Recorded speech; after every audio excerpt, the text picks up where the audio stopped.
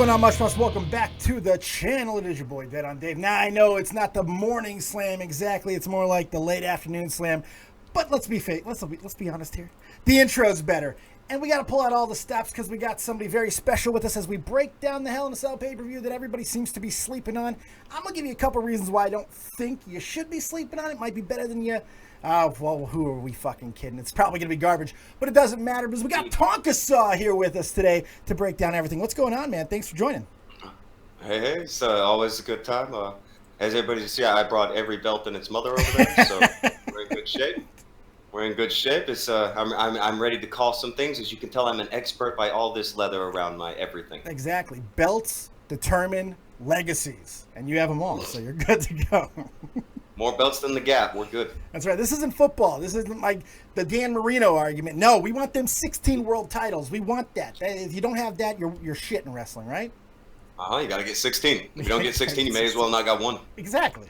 Not first, you're last. Ricky Bobby. It's something for everyone. Yeah, exactly. So what's going on, man? How you doing? Oh, dude, I'm good. Long day.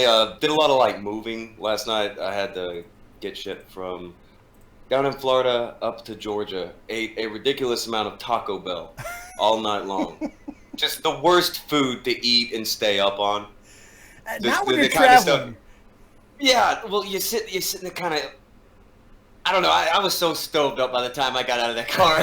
Sitting there eating nachos and moving stuff. I was in bad shit. Felt like I wrestled like a match or two. I was all stoved up. Yeah, I can. But imagine. It was some good nachos. Throw it out there. The nachos always a good recommendation on the road for taste purely, but not necessarily for the feeling when you get out. No, you're gonna definitely feel it in your bottom parts a little bit later on. Oh yeah, that type of driving and everything. Does it remind you of your days when you used to do this thing professionally? You know, go out there and hit the road a little bit. Anytime I'm in a car, it's like if I'm in a car for more than 30 or 40 minutes, I just kind of blink into the wrestler thing, and it goes from 30 minutes all the way to 3 hours really quick because my mind's like, oh yeah, we're doing that wrestling trick shit. And that's what you got to do. I mean, same thing, like the military stuff. I go back to that all the time. It's like a long convoys and all that type of stuff. Your brain just goes to different places. It's a way of dealing with it. Yeah, your mind, it comes up with some something to think about, something to talk about. Just in your own, you get lost in your own head. People talk about that all day. You get lost in your own head. But on a long drive, when you just got nothing to do but sit there, you get lost in your own head real quick. That can be dangerous. Especially when you're going to wrestling matches. Oh, definitely. Well, if you're driving, definitely. But if you're just sitting there looking out the window, you see guys just sit there in complete silence. Car full of guys putting their matches together in their head. Right. Hey, thank you, Ricochet, for the big $10 donation. Much appreciated. I'm going to go ahead and give you a hat change for that. A little bit crazy to start off with. Good stuff. Now, it's good. That's kind of where I want to start. We're going to get into everything else with Hell in a Cell and everything, but I kind of want to, since you're here, I want to pick your ear a little bit about, because you lived a life for a little while, and, all the traveling, talk, and everything. I'm sure you had people that traveled with you and all of that. So let's start right there. A little bit about your background and stuff. How long did you wrestle for? Where'd you wrestle? Anything anybody might have caught you in? Take us through it. Well, I did a lot of stuff for 11, 12 years straight, just basic independence and stuff. Most of the things after 11 years I started doing just mainly booking kind of stuff because I had an injury. It wasn't an ending injury. It was a bad one. I broke the neck in the ring, but it wasn't paralyzed. Did you take a move? What happened? Bad bump? No, vertical suplex, actually. Oh, really? Yeah, vertical suplex. Just regular up vertical suplex. The guy is, he's holding me there. It's stalling. And he goes to move, and someone had wet their hair in the ring, and there was a decal in the middle of the ring, the company logo. And somebody wet their hair there, and he just slipped. And when he did, he's completely gone out from under me. And I'm pointed like a dart directly down at the ground with my head pointed there, so just straight down. And it cracked. I finished the match. I had 15 minutes to go, and then I wrestled for the rest of the week. I wrestled the next week, started to wrestle the next week, but then I was like, all right, I need to kind of slow down. I took 2 matches the week after that. I think I need to go check on something, because I was wrapping a blanket around my head at that point. Holy shit. Stone Cold Steve Austin, eat your heart out, you stupid bastard. My God. You wrestled for he got paralyzed, though. He did, but, I mean, he still finished that match. I mean, the weakest roll-up in the history of roll-ups, but still. I mean, you wrestled for a week with that. Oh, no, mine was, it wasn't that bad of a break. All that happened when I landed, when I was, oh shit, this doesn't feel good. Yeah. Better go get it looked at. It's never good to take a brain buster you're not really prepared for. You know, it's like Jesus.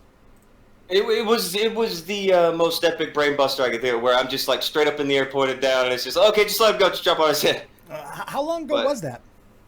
How long ago was that? That's 2008, about to be 2009. Any lingering effects that you've had to deal with since? I mean, everybody likes to ignore that, but I mean, wrestlers put their bodies through so much. I did 2 weeks of wrestling school, and I still feel it to this day. Ish. I mean, it's like I wouldn't say it's as bad as other. Like I've got one of my feet. I have a bone in it that I had broke. And sometimes I'll just step on it, and it'll feel weird. It just feels wrong. It just feels weird and right. That's kind of more lingering than the neck thing. But I think you're always walking. Right. So I mean, you're gonna put more shit on that anyway. Absolutely. But with the neck, I've been lucky. I don't think there's much lingering effects to the neck, other than like I can turn my neck further in one direction than I can the other direction.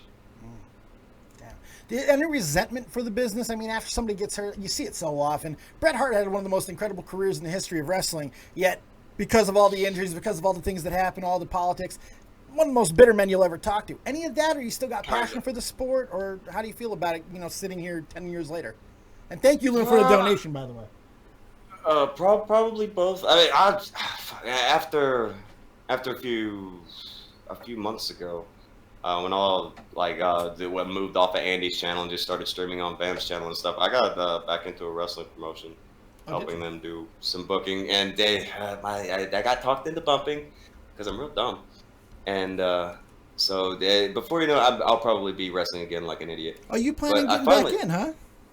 Oh, I still was wrestling matches up until like 2015, beginning of 2016, something like that. Right.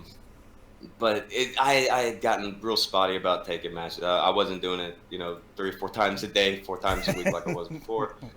So it was a different thing. The bitterness in the business, it's gonna come to almost everybody who goes into it. Sure. Just because when you're doing something that is a performance kind of thing, you're gonna have something in you that's a lot different than if you're doing something that's for instance just based on its own merits. You have to understand that wrestling is the business of nepotism in a lot of cases. It is, yeah. So it's not what you know, it's who you know. Exactly. You could be the best in the damn world, but if you don't know the right guy or somebody doesn't like it, you're in a bad spot. We see it all the time in WWE. My God, Neville. I mean, the names go on and on. Oh God, look. I got a friend. I don't know if you've heard of his name, Scrub. You talk about Neville and the injustices in WWE, the boy will lose his mind. Oh, I bet. Neville is amazing. Yeah. He's amazing. I can't believe the shit that did. He's about to start taking independent bookings again, apparently, as well. That's one of the weird ones, man. That's one of the weird stories out there. I just don't understand. They couldn't find anything. Daniel Bryan ended up getting back in a WWE ring. You couldn't get Neville back. That with all the talent that kid has, I just don't get it. I think it's that he wanted something other than that cruiserweight thing. I mean, he's looking at Finn Balor over there doing good. He's looking at AJ doing good. Right. And I'm going to be honest. The thing that messes up that cruiserweight division, the best cruiserweights aren't there. Right. Finn Balor's a cruiserweight. Yeah, he is. He doesn't care about that belt. He doesn't care. The cruiserweight belt doesn't matter to the best cruiserweights on the planet. No.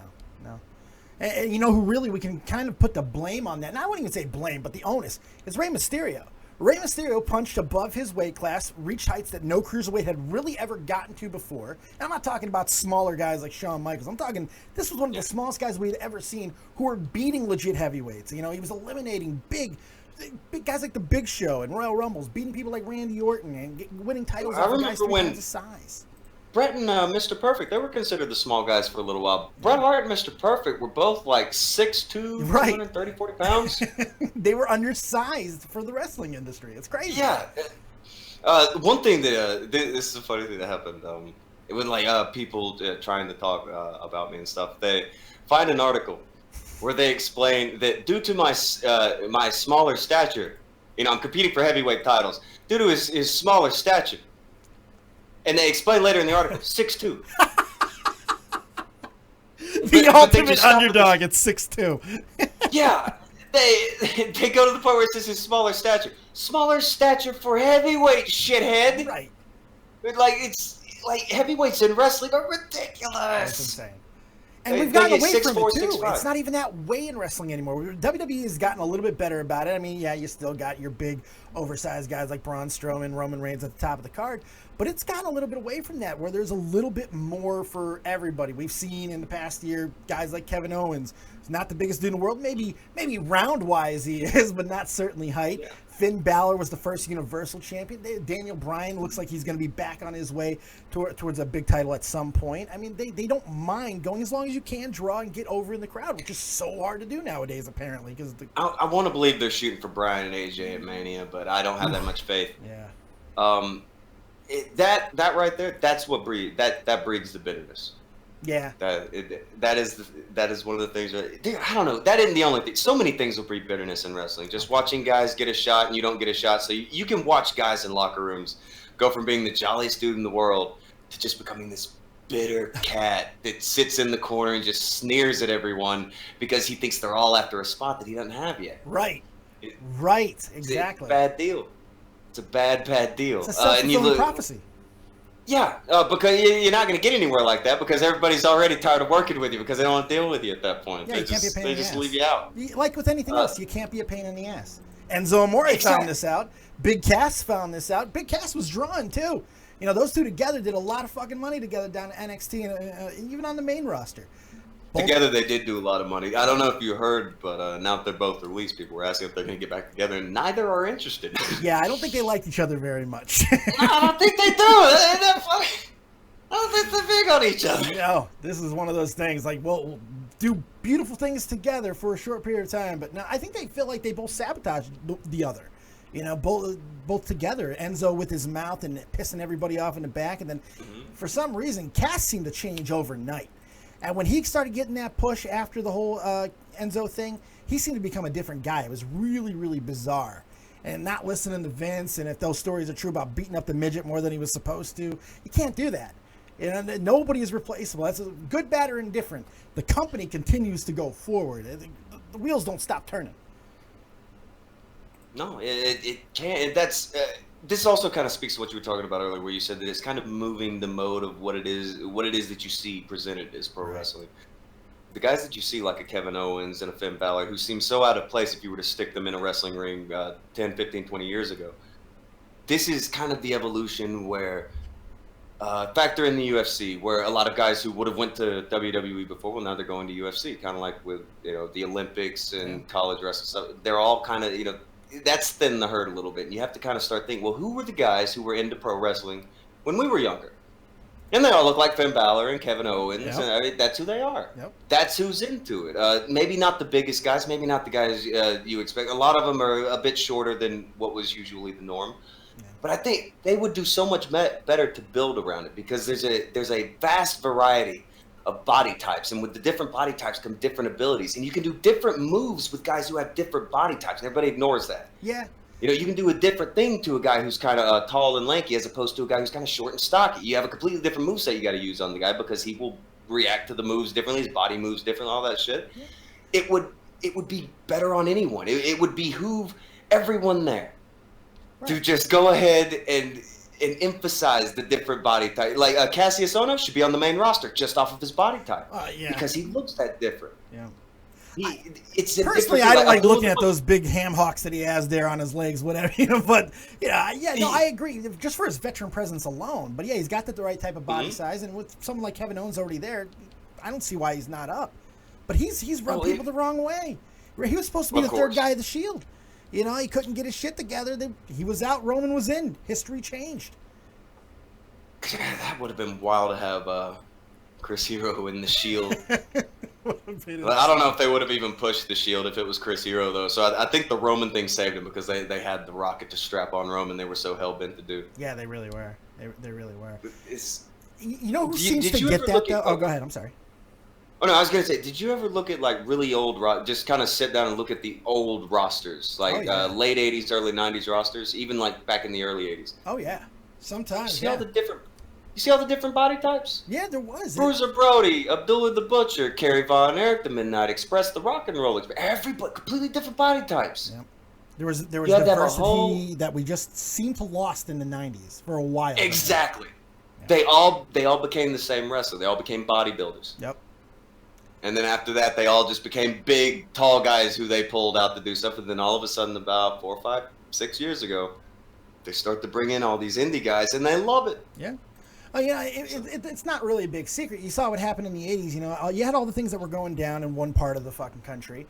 And then up north, Hulkamania, brother, ran wild, and they made more money than God, and everybody else started to kind of feed into that. And we had people that were leaving from the South and Mid-South and everything and coming up to the companies. Ric Flair for his little stint in WWE and all of that. It's just, they were leaving it. That's where the money was. The industry was changing. It was going to cable. It was going to things that were not revolving around the live show anymore. And it lost a little bit of magic because of it. Oh, yeah. Have you ever also noticed the fundamental difference between the Northern and Southern wrestling? Oh, major differences. The one big one that, like, I even noticed it as a kid.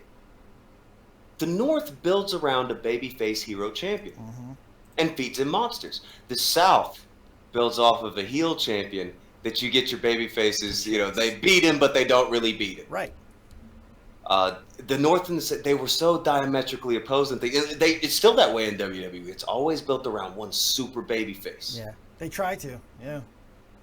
They certainly tried it because whenever they go into the ultra heel modes, it doesn't seem to work as well. There's not as much connection, mainly because they don't have the right build going forward. But another discussion for another day. My God. Oh, yeah. Oh, talk about too much shit of wrestling. You know who seems to really get that whole dynamic thing with the body that you were talking about earlier is Shawn Michaels. You hear him talk about it. Everybody's like, one more match. You need to wrestle AJ Styles and all this stuff. And when you hear him talk, he'll say, if I were to ever do another match, it wouldn't be against an AJ Styles. I know we could tear it up and everything, but I'm 52 now or whatever he is. Honestly, I'd rather be there with a guy like Samoa Joe. I've always felt like I work better with bigger guys who could do more things with me. And you look at his career, and that speaks for itself. The matches he had with Vader, Nash, Sid, Yokozuna. He had so many matches with just bigger guys, and he was always able to do magical, wonderful things. Undertaker. That's a whole other thing about work. There's plenty of workers who wrestlers they can get with different cruiserweights, and they'll have a great cruiserweight match. But then there's some smaller guys who specialize in wrestling with bigger guys. Yeah. And a Japanese example, Hayabusa. Oh, good pull.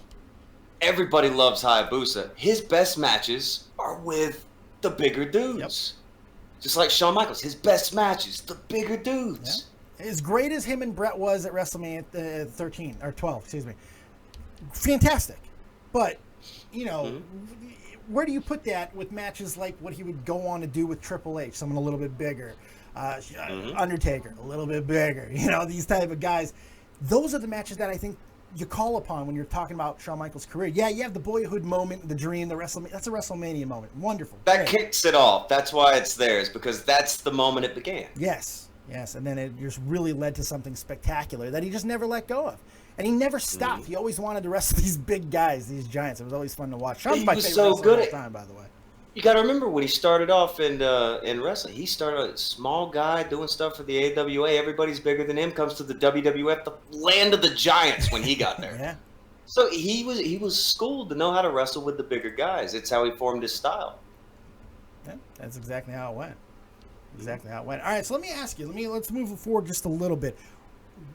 Today's product, the thing. Are you watching anything currently? I mean, I'm sure, just like everybody else, you have your issues with the WWE product.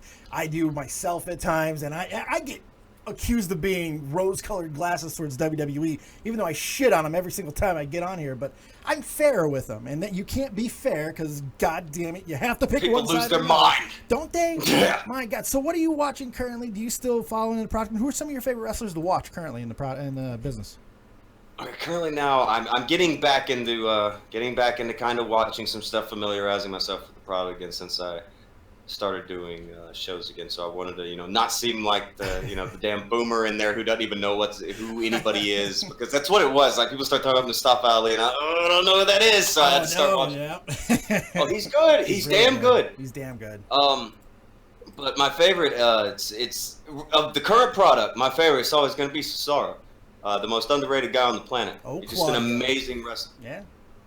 He's so good. And he can wrestle anybody. He can wrestle small guys. He can wrestle big guys. He's strong as a damn bull, and he's as agile as a fucking... Oh, God. He's an amazing wrestler. He just makes things work. Yeah, and they've never found anything for him. And every time he comes out, I'm like, oh, please win. I've got 2 or 3 of those before. I don't. It's not a contempt really for the newer product. I'm trying to get back into it and kind of give it a chance. One thing that I've been able to do since I wasn't around for all of it is I don't understand all of the Roman hate. Yeah, I don't get it. I get why they don't like it. Yeah. Oh, really? Yeah, I don't get it either. I sometimes I can really get on board with fuck. He's awful at times, but I can get down with he's not the right guy. Sure, and they're not using him correctly, perhaps, or they're not getting the responses that they want for him to be getting. But it's not like people are sitting on their hands for this fucking guy. You know, like he's getting the loudest reaction. Is it the cheer that he's supposed to be getting? Isn't this what we were fighting for so long? You know, to have the tweeners really be there. Why can't that be enough? But because he continues to get booed, he continues to get these loud reactions. People are like, it's a failure. No, it's not. He's the #1 merch seller in the business right now. Yeah, he is on top of the game for a reason.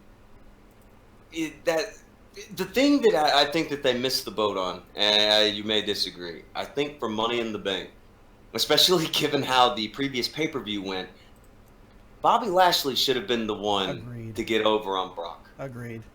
And then have Braun come out and cash in and immediately take it off of him. Yeah. That and then you've got Braun and Bobby for a few months. Yeah, which would have been good for Braun. I think Braun particularly needs a feud with someone like Bobby Lashley. Bobby, I think it'd be good. Old veteran, he's strong enough to be able to work with him. I don't think there'd be a lot of slop, even with Bobby and his sometimes bad habits in the ring. I did see the suplex he was doing on Big Cass. Killed him.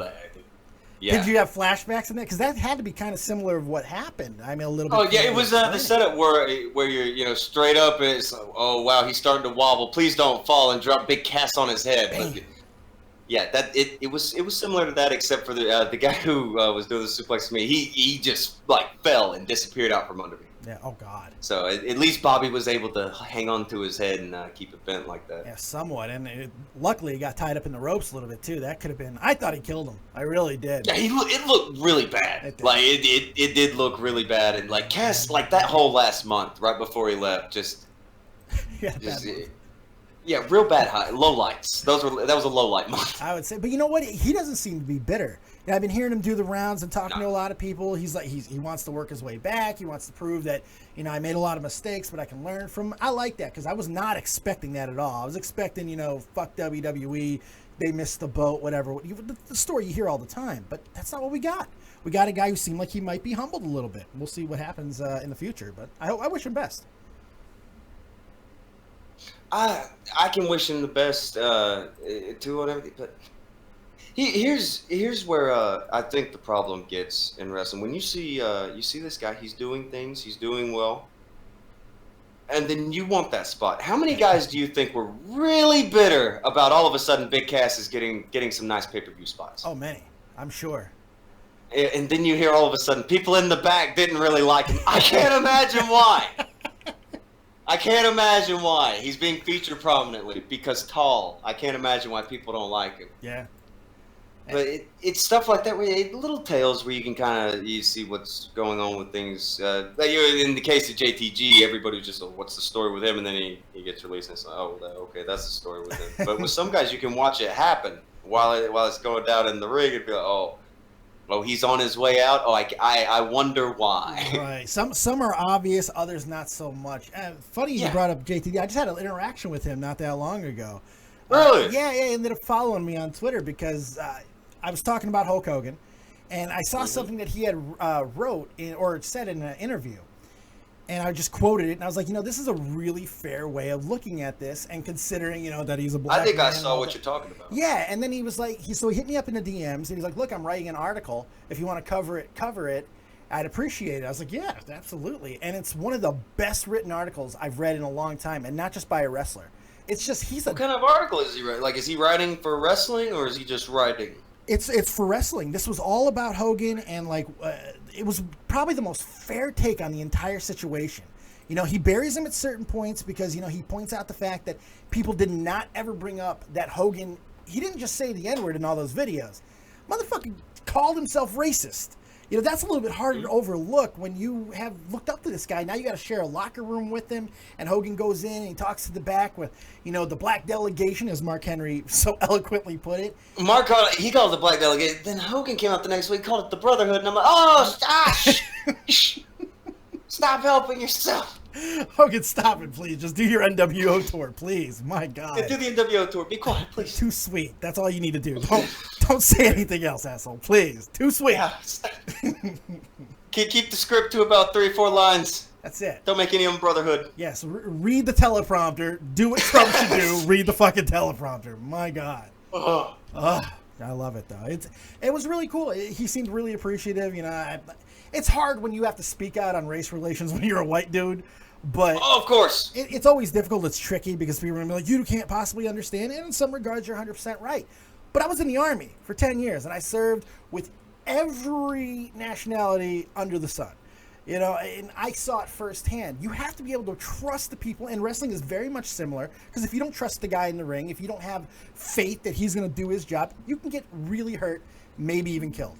So I think there's similarities there. It's camaraderie. It's that brotherhood. It's that connection that you have to have with your person next to you. Mm-hmm. It probably doesn't get bred in as good as it does in the military, because you really do. You see a lot of guys who come out of the military and they'll even talk about like that fucking guy over there, but there's still a brotherhood. Right. In wrestling, there's a camaraderie, there's a brotherhood, but there's a whole lot. Well, when I say brother, I'm talking about the. A different brotherhood, by the way. Not a brotherhood. Not that type. Yeah. I get you. Hard R brotherhood, okay? Hard R on the Hard brotherhood. R. Not brotherhood. Yeah, we got it. Yeah. You know, everybody's got each other's back in a way until maybe that guy has a spot you like. Right. Or maybe that guy has a spot that you'd like for your friend. And it's like, get this guy out of here and I'll talk to the guy, get my guy to move in here. Yep. Stuff like that's when it happens. It does. That's when it happens. There's very few people who have their backs long term, each other, you know. Oh yeah. Well, I was just. It's hard to watch. It's a really hard thing to watch, because it's like I've seen guys who were best friends multiple times. Guys who were like, this is my brother. 2 weeks later, they hate each other. Right. Like 2 weeks later. Over a spot or money or whatever. Yeah, a spot. One of them got a booking, the other one didn't get. One of them got a better booking or a worse booking.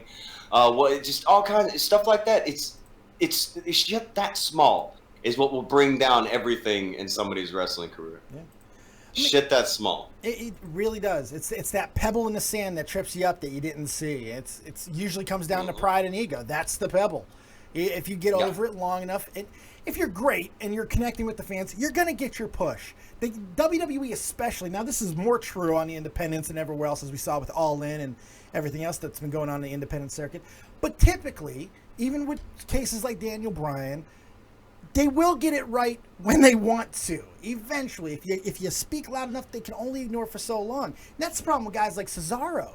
It's always stop and start. And it's not always just the WWE's fault. He has a connection problem with the fans that I don't understand.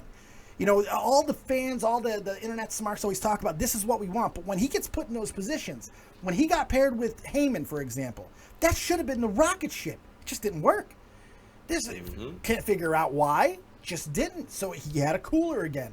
Now he's been able to put together a really nice little career with all the tag team titles and everything he's done with Sheamus and, you know, Tyson Kidd. But I agree with you. There should be more for a guy like Cesaro, and maybe there will be, but he is getting up there, so who knows? That's what I'm saying. He's starting to. He's getting at that point where you don't think they're going to give him a world title match down the line. Yeah. I do believe that. Whether or not they'll actually let him win it, I don't. Who knows? Who knows? I don't think that's going to be the case. But I look at like Curtis Axel, and it's like, you guys ever going to have anything for him? And then they gave him a tag team belt, but called him the B team. They were entertaining, though, man. I gotta give them. They were really entertaining. I'll give you that. They were really funny. I enjoyed it. I like that they got a nice little run. It's over now, and we'll never hear from them again. But it's pretty interesting. So brutal. I really like Curtis Axel. So do I. I think he's really talented. He's another one who you can't find anything for him. Are you sure? You sure you don't have anything for him? Miztourage, you know, you're gonna throw him back in the Miztourage now. Yeah, I don't understand it either. I don't get it. But you know who gives people hope? Like recently, the last 2 weeks on SmackDown, who's been in the main event? Have you been watching? R-Truth. R-Truth. Dude who has been grinding his ass off. He's like, what, 47, 48 years old now? A dude who has had multiple runs in the WWE, had a nice little career in TNA as Ron Killings, all that stuff. And for the last, decade, 12 years, whatever it's been in WWE, he's just been meandering. But he's been the team player. He never gets in trouble. He does what he's told. He goes out and does all the stupid spots, raps, whatever. He'll dance for you, boss. You know, he doesn't care. He'll do whatever the fuck, because that's the industry. And now they're giving him a little bit of reward. Putting him in the main event doesn't really mean much, no, but it's cool. And I think that's a little bit of a dangle, a nugget for people who might be feeling the exact same way. And I kind of like that. It gives me a little warm feel. Or do you feel it's just bullshit? No, well, all right, both. I'll say both. Fair. There's a little bullshit because they're gonna, it's gonna come to a halt. Yeah. I hope not a screeching one, and I hope he can keep some kind of semblance rolling after that, to where he stays at a certain level. Maybe get a U.S. title run. That'd be nice. Out of it. That'd be a good time. R-Truth would look alright with a U.S. title. I think so. I think he would have a great. I think he'd have a really great match with Jeff Hardy if they promote it right. Oh, I'd like to see that. Jeff Hardy and R-Truth in some kind of a specialty match, or even just a normal match. Hell, I mean, shit, they could have pushed him. They could have pushed him to Shinsuke. Shinsuke's not even on this card that we're about to talk about for Hell in a Cell. That's weird. Isn't that weird? R-Truth would have been perfect for that. Yeah, perfect. Especially the way they're building him right now. I mean, with last night or a couple nights ago, I mean, they had the chance. Yeah. It could have just, all right, we don't have a U.S. title. Let's do it. Right. Let's do it.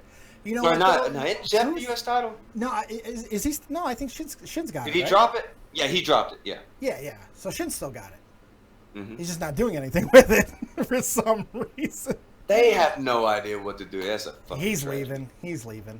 It makes me sad to say it, but I believe he's leaving. I think he's like, you know what? I made a mistake. It was great in NXT, but this has not worked out on the main product. I'm leaving, boys, and that's unfortunate. How many times did they have him lose to AJ Styles? Like 4 times on pay-per-view. Yeah, and they only one of them was even a halfway decent match, which is hard to say because when does AJ Styles have a bad match? Yeah, they figured out a way to make a match that everybody was dying for years. Yeah. Just unbearable. Yeah, at a WrestleMania, nonetheless. This was also a WrestleMania. What was the ending? Is this like weird nut kick thing they've gotten into with Shinsuke? Yeah, which I didn't hate because it reminded me of Jericho and Michaels. You know, that uppercut to the groin afterwards. I felt that was kind of cool. And a heel turn for Shinsuke was needed. I thought we were getting, and then we got, no speak English and all of that. I thought we were getting something real awesome. And then nothing. It ran off a cliff. I think Shinsuke and Orton could do some good business together. Agreed. I don't understand how that's not even on the table. I do like it'd be really good business there. I like what Randy's doing right now. I don't know what it is yet. He's going back to the psychotic Randy. I kind of like it. Well, it depends. It depends on how they roll out, like the first match, or what finally makes him get back in the ring. Right. If it's just Ty Dillinger finally gets to him, or Mojo Rawley runs out there, it's finally something like that. That's going to be weak. But the way they're building it, the way he's come out at Shinsuke, the way he's come out at Hardy. Especially the way he's coming at Jeff. I mean, it's been sheer brutality at times. This is what you need to build towards somebody who should challenge the champion. I agree. And with the champion being AJ Styles right now, and Randy Orton and AJ haven't had a big clash yet, right? Yeah, no, I don't think so. Yeah, phenomenal for him into an RKO. Go ahead and get that ready. Yeah, well, I think you just booked that finish. All right, you want to get into the Hell in a Cell card? Oh, yeah. Because I can already tell. I like this. We're going to be able to talk a lot of wrestling for a long time. We already talked for 40 minutes, if you can believe that or not. We've yet to even get it. Wow. I know. Okay. Yeah, all right. Yeah, we should probably do it. Probably get through the card a little bit, and you guys can jump into the Discord. If you feel like talking to me or Tonka, we'll take your questions on everything going on with Hell in a Cell or a hell of a lot more. Whatever you guys want. It's your show, as always. Let's get into the card. They got the way it's here listed. I'm sure it's not going to be the actual order, but we'll start with how it is on the screen for me. The Miz and Maurice versus Daniel Bryan and Brie Bella. It almost feels like they're going to be pushing this to the pre-show. I doubt they will, but of all the matches that I'm looking at the card, this seems to be the most likely. Obviously, this is the match that gets us to the next match, that they're going to have in Australia, for which I do like that they're building it as a number one contendership. How do you feel about this? The husband-wife versus husband-wife. You feel they've done a good job booking? What do you think about this? I think that the booking of it it feels like it's got the kind of long time coming booking and still going for it in the same way that Bryan versus Miz had at the last show. Yeah. I think it's still got that good long time coming feel to it. I want them to not. Like, I'm wondering if they should have drugged this out and made this match happen at Survivor Series. Ooh, really? I mean, what would they have done for another month, though? All right. And in the meantime, for the month, this would have been an opportunity to either maybe put somebody in, have them try to both of them try to go in for the U.S. title. Okay. Fail. Have Orton do whatever he's gonna do to it, schmoz up the whole deal. Miz and Bryan come out. No, we're gonna have Matt and the ladies get involved or whatever. But I do like the build that they did. I saw a really good package they put together. The video package they put together. Really good build. Really good build for this tag team match. It's something that everybody wants to see. For some reason, I don't know why people are clamoring for it, because Brie Bella just gives me aneurysms. You saw her almost spike herself a couple of weeks ago, yeah, right? she's killing herself every other week here. Oh my God! But then when she's around Bryan, she seems to just be better. She doesn't seem to have those spots. I don't know what Maurice is going to bring to the table. I never really cared for her much as a performer. She's fun to look at. She's okay. She's competent in the ring. She's not like a walking abomination or anything. But it should be a lot of fun to see. It feels like it's going to end up being like either the first match of the night or even on the kickoff show. Who do you think wins? Does it matter really going forward? Is this a feel-good moment, or do they let Miz continue to get one up on Daniel Bryan?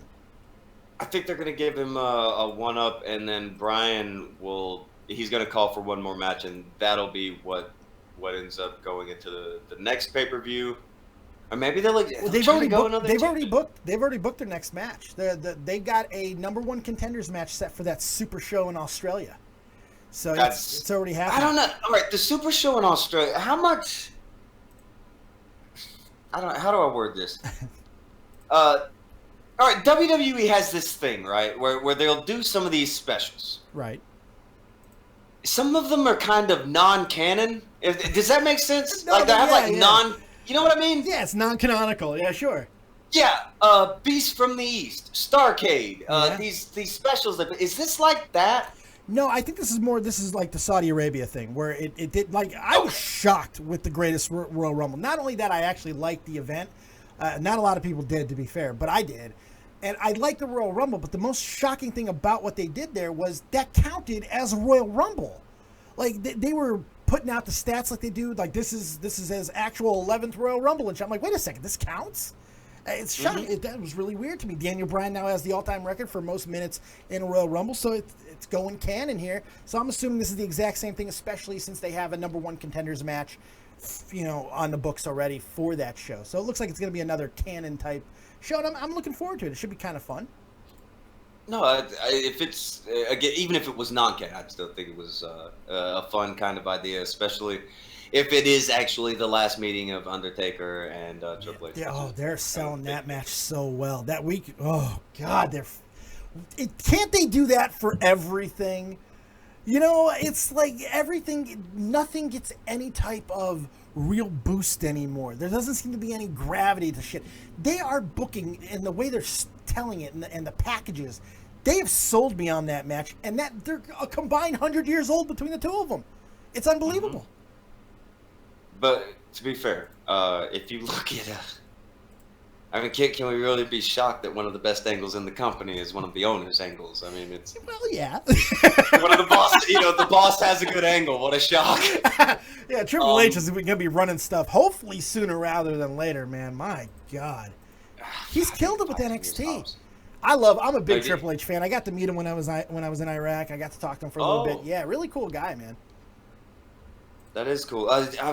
They do a lot of good stuff over there with the tribute. I can't remember whose idea was that. JBL's idea. It was JBL's idea. Yep, he takes credit for that. That was all his doing. Okay. I got the. Well, okay, look, the man has to be able to throw one good thing in wrestling. Right. He showed up at that event, and they had hit him. It was kind of cool because everybody had come down and met everybody. You know, everybody saw Shawn Michaels, John Cena, and all that. I actually caught Shawn Michaels' shirt at that event, that tribute to the troops. If you go back and watch it on the WWE Network for $9.99. You can see, I know I got to show a little bit for him, but you could actually see me catching it and wearing it. I almost had to beat another soldier to death. It was amazing. Oh, well, you're in a combat zone, so if you're gonna do it, that's the place. Yeah, that was my guy. I mean, that's my all-time favorite. He's right above Ric Flair for me. I love Shawn, always have. So I got to catch that, which was pretty cool. It's a cool event, really cool. Was it DX or Shawn shirt? It was a DX shirt, and I got both of them to sign it. Oh, sweet. Yeah, it's pretty cool. That's pretty fucking sweet.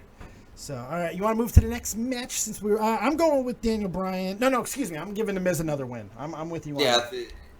Bryan's he'll get the last win at the very end, and that's gonna kind of start steering him toward an upward trajectory as opposed to this kind of I don't know what I'm doing gimmick, which a lot of people are mad at. I don't hate it. And he's been off for several years. Right. You got to be careful with him. Yeah. You can't put a belt on him immediately because he's had injury problems before this latest one, so you can't put any stock into him until you know he's going to be able to run for a couple of years. And if you know that, push him to the moon because he's going to draw. He's going to make money.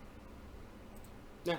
He's going to draw some money. Everything's going to be fine. Just be careful, be slow, plan it out. Stick to the plan. Don't shotgun it. Everything should be cool. Yeah. Like right now, I really do think they're going toward AJ and Bryan at Mania. I think so too.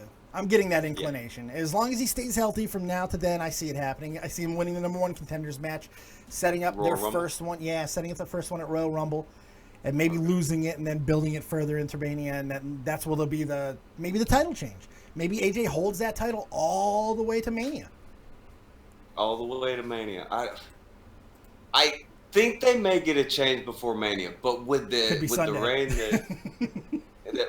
the reign that he's had so far, it feels like they would want to have that for the WrestleMania package. The guy's had it.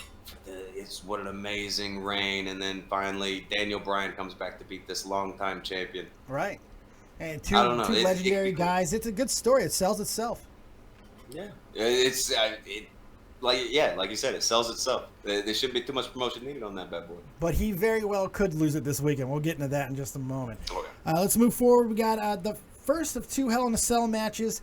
Of all the people that are in Hell in a Cell this year, both of them seem a little bit I mean, not the Reigns Strowman, that's obvious, but this first one here, Hell in a Cell, Randy Orton and Jeff Hardy. I figured they could have went with Charlotte and Becky with this, but they go with Randy and Jeff. It makes sense because of the brutality. I've liked the build. I've liked what they've done. I'm assuming that there is a greater play here for Jeff. He really never got his due with Shinsuke. But I see Randy winning this in brutal fashion after something crazy that Jeff's undoubtedly going to do with the Hell in a Cell. How do you see the match going? I think Randy will lose. Could. But I don't think it'll be like a normal loss. I think this will be he beats him down and he leaves. Or he attacks Jeff on Jeff's way down to the thing and attacks him around the cell. Yeah. Like beats him up around the cell and he never gets in the cell and he leaves. Oh, so you think this will be a non-match match, like kind of like how it felt like Undertaker and Mick Foley was going to be, after the big spot. It didn't feel like we were going to get a match, and then for some crazy reason, Mick wrestled 15 more minutes in that match. I'll never understand it, but that was insanity.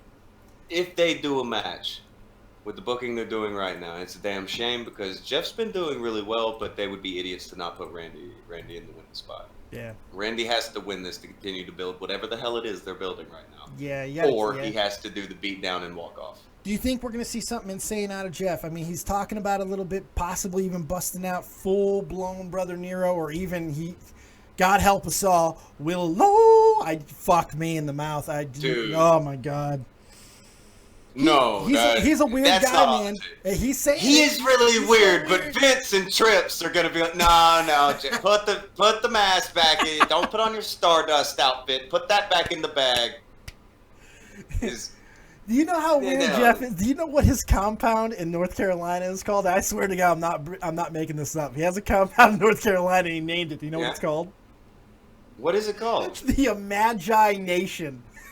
Oh, I did know I'm that. not even making that shit up. The fucking Magi Nation. Amazing. Only Jeff Hardy.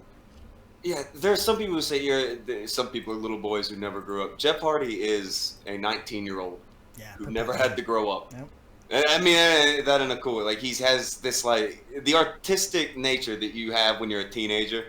He still has all of that, and I think he's about to be 40 or in his 40s. Yeah, he's in his 40s now. Both him and Matt, I believe, yeah. Matt, is he leaving? I don't know. He's talking like he might be. I'm not sure. First he was saying it was just an injury-related thing, but now he's already talking about getting back in already. I don't know. It seems like he has options. I don't know if he wants to continue what he's doing. I know Jeff's probably not leaving. He knows his best prospects are in WWE. But Matt could go basically anywhere he wants to go and do the broken gimmick the way he wants to do it. And it'll draw. I'm not always a big proponent of those final deletion matches, especially the ones in TNA. But, you know, people like it. You know, so how long can you really hold him back from it?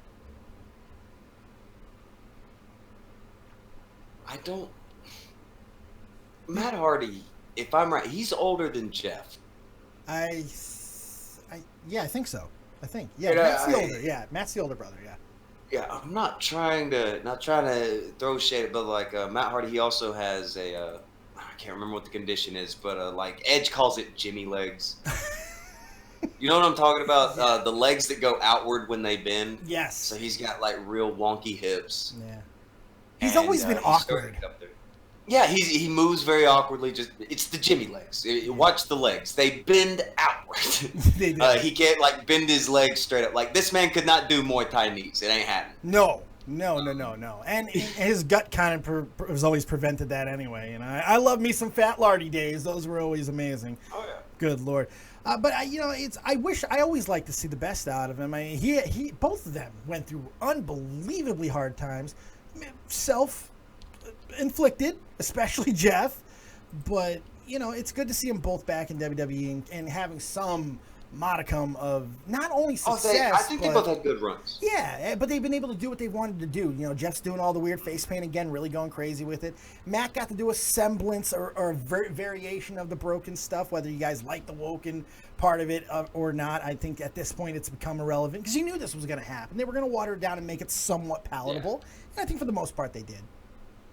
Well, Broken Matt is essentially unstoppable if you look at all of his many powers and abilities. So you can't have him in the WWE unless you're having him wrestle against the Undertaker and his lightning bolt fingers every night. Yeah, which didn't work with Bray Wyatt. Oh man, think of how many people sat there the entire time through all those deletions. Like, man, I wonder how great they could do with the Wyatt family.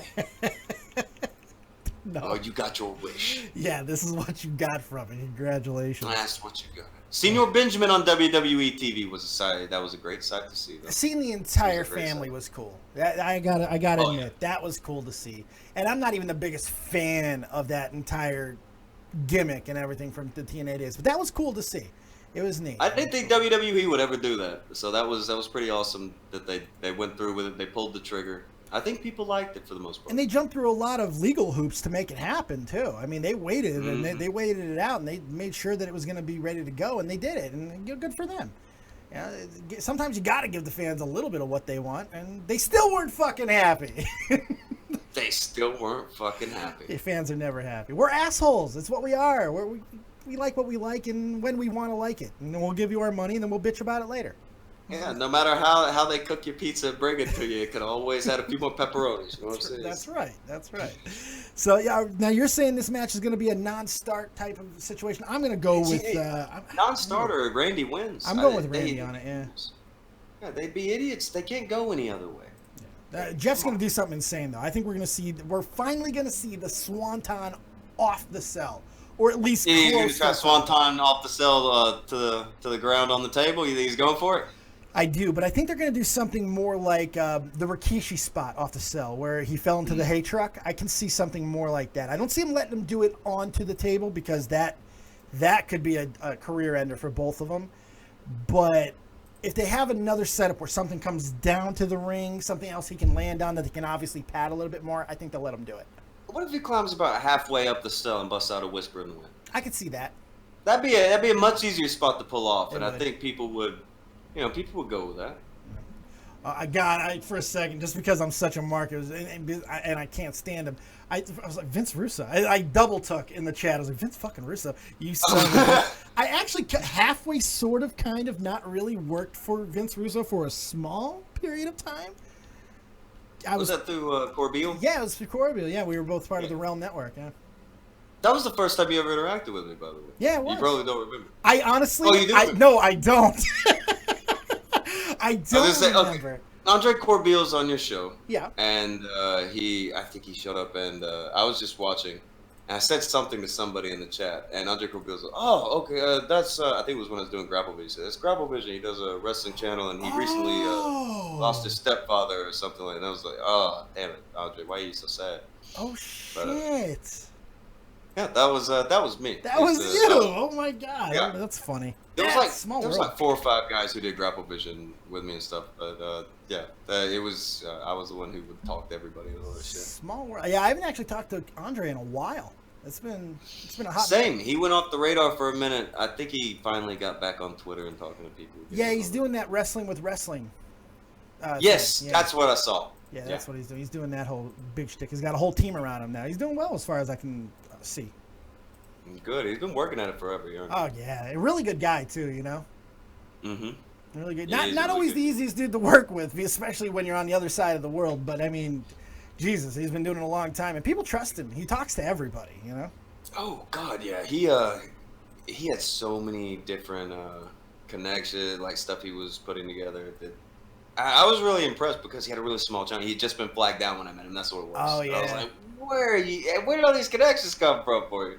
See, I first met him when I was still working with Cronin, back when I was still on the Cronin show. Yeah, way back when. Is he different back then? Who, Cronin? Well, yeah, I imagine Cronin was. I can't stay. Cronin's always Cronin. You know, to this day, Joe Cronin's still fucking Joe Cronin. For good, bad, or indifferent, the guy is who he is. But Andre's always been basically the same. That was right before he got hurt and everything, so he's a little bit different because he was able to do a hell of a lot more. And then after the injury and stuff, things were a little bit more difficult for him. But he seems to be landing on his feet now, and I'm really happy because I've always had a lot of love for him. Yeah, he's a good dude. All right, let's move on to the first title match of the night, SmackDown Tag Team Championships. They've done a good job, I feel, with almost all the matches of making them mean something, which is not something that WWE always does. But this was a tournament, you know, and New Day has recently won the titles from the Bludgeon Brothers due to injury and all that type of stuff. I don't care for Rusev Day too much. I don't get it. Like, I don't understand why people are so into that. And I'm one of the fucking few people who don't believe just because someone's chanting your chant, that doesn't automatically mean that you're over. Or Ryback would have been the most famous guy, you know, a few years back. Everyone was doing Feed Me More, but nobody gave a fuck about his matches. Rusev's the same way to me. It's a fun thing to cheer. Well, I think it's Aiden English. I think people do love Rusev. He gets a reaction. Yeah. It's the Aiden English element. Aiden English is not a bad wrestler. No. It's not that. He doesn't cut terrible promos. I'll be honest. There's something about him that's just eh. It's the paleness. I think it's the paleness about him. The paleness? Yeah, the paleness with the red hair and everything. There's something that doesn't quite. I don't know. I've never found him all that. And he's a Chicago kid. I should love him. You know, I should be just like, yes, let's root. No, I'm like, I could take him or leave him. He doesn't do anything much for me, but I do like what they've been able to piece together with the three of them. They've told somewhat of a competent story, and it's worked. I mean, Rusev has been in a position that not a lot of people have been. He had a casket match with Undertaker in Saudi Arabia that was, you know, on again, off again, but then he eventually did it. They seem to have plans for him. I don't know if the plan's including the titles right now because the New Day is the New Day, but then again, they keep taking the belts off New Day so they can give them another title run, because eventually the New Day will have the most title runs in tag team history. That's what they want to do with them. I'm gonna go with Rusev Day. I'm losing my mind, but I think it's gonna happen. Rusev Day wins the tag team titles. What do you think?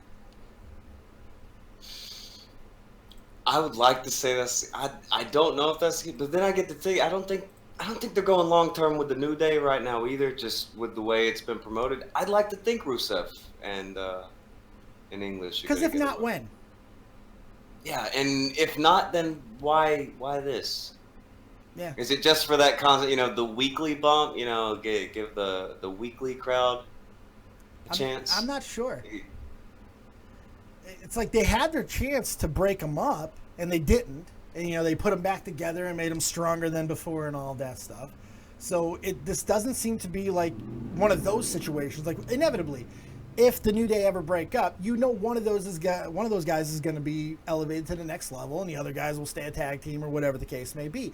This doesn't feel that way. It feels like they put them back together for a purpose. So I'm assuming it's going to be the tag team titles.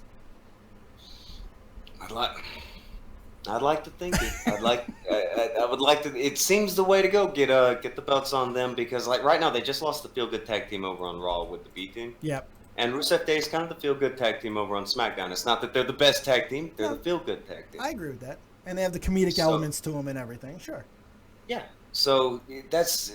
I want to think that that's where they're going with the belts, because you put it on the Feel Good tag team. You can have there's plenty of people for them to go against. Plenty of people for them to lose the titles to, and then Rusev, you know, beat up English and go hella bad again.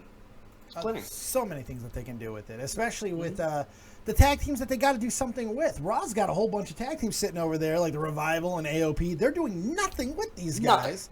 So let's get one of them over to SmackDown, and you could really do some good storytelling if they want to. But I do think this is going to be the time where they pull the trigger, because the New Day can, if worst comes to worst, put the titles back on New Day. New Day could always go. Exactly. New Day could they could always throw the titles back on the New Day. It wouldn't be a big deal at all. Yeah, that's always going to be the case. They always sell. Yeah, the thing with putting it on Rusev Day right now is that's it's a feel good thing. Right. Putting it, whereas like New Day, they were the feel good thing a few years ago. Now they're the feel good thing, and putting them there, and then you throw all the people over there with it and shit.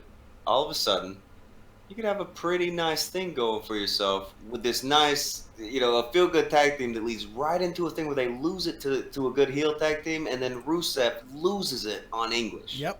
And puts himself in a good singles position again. Yeah.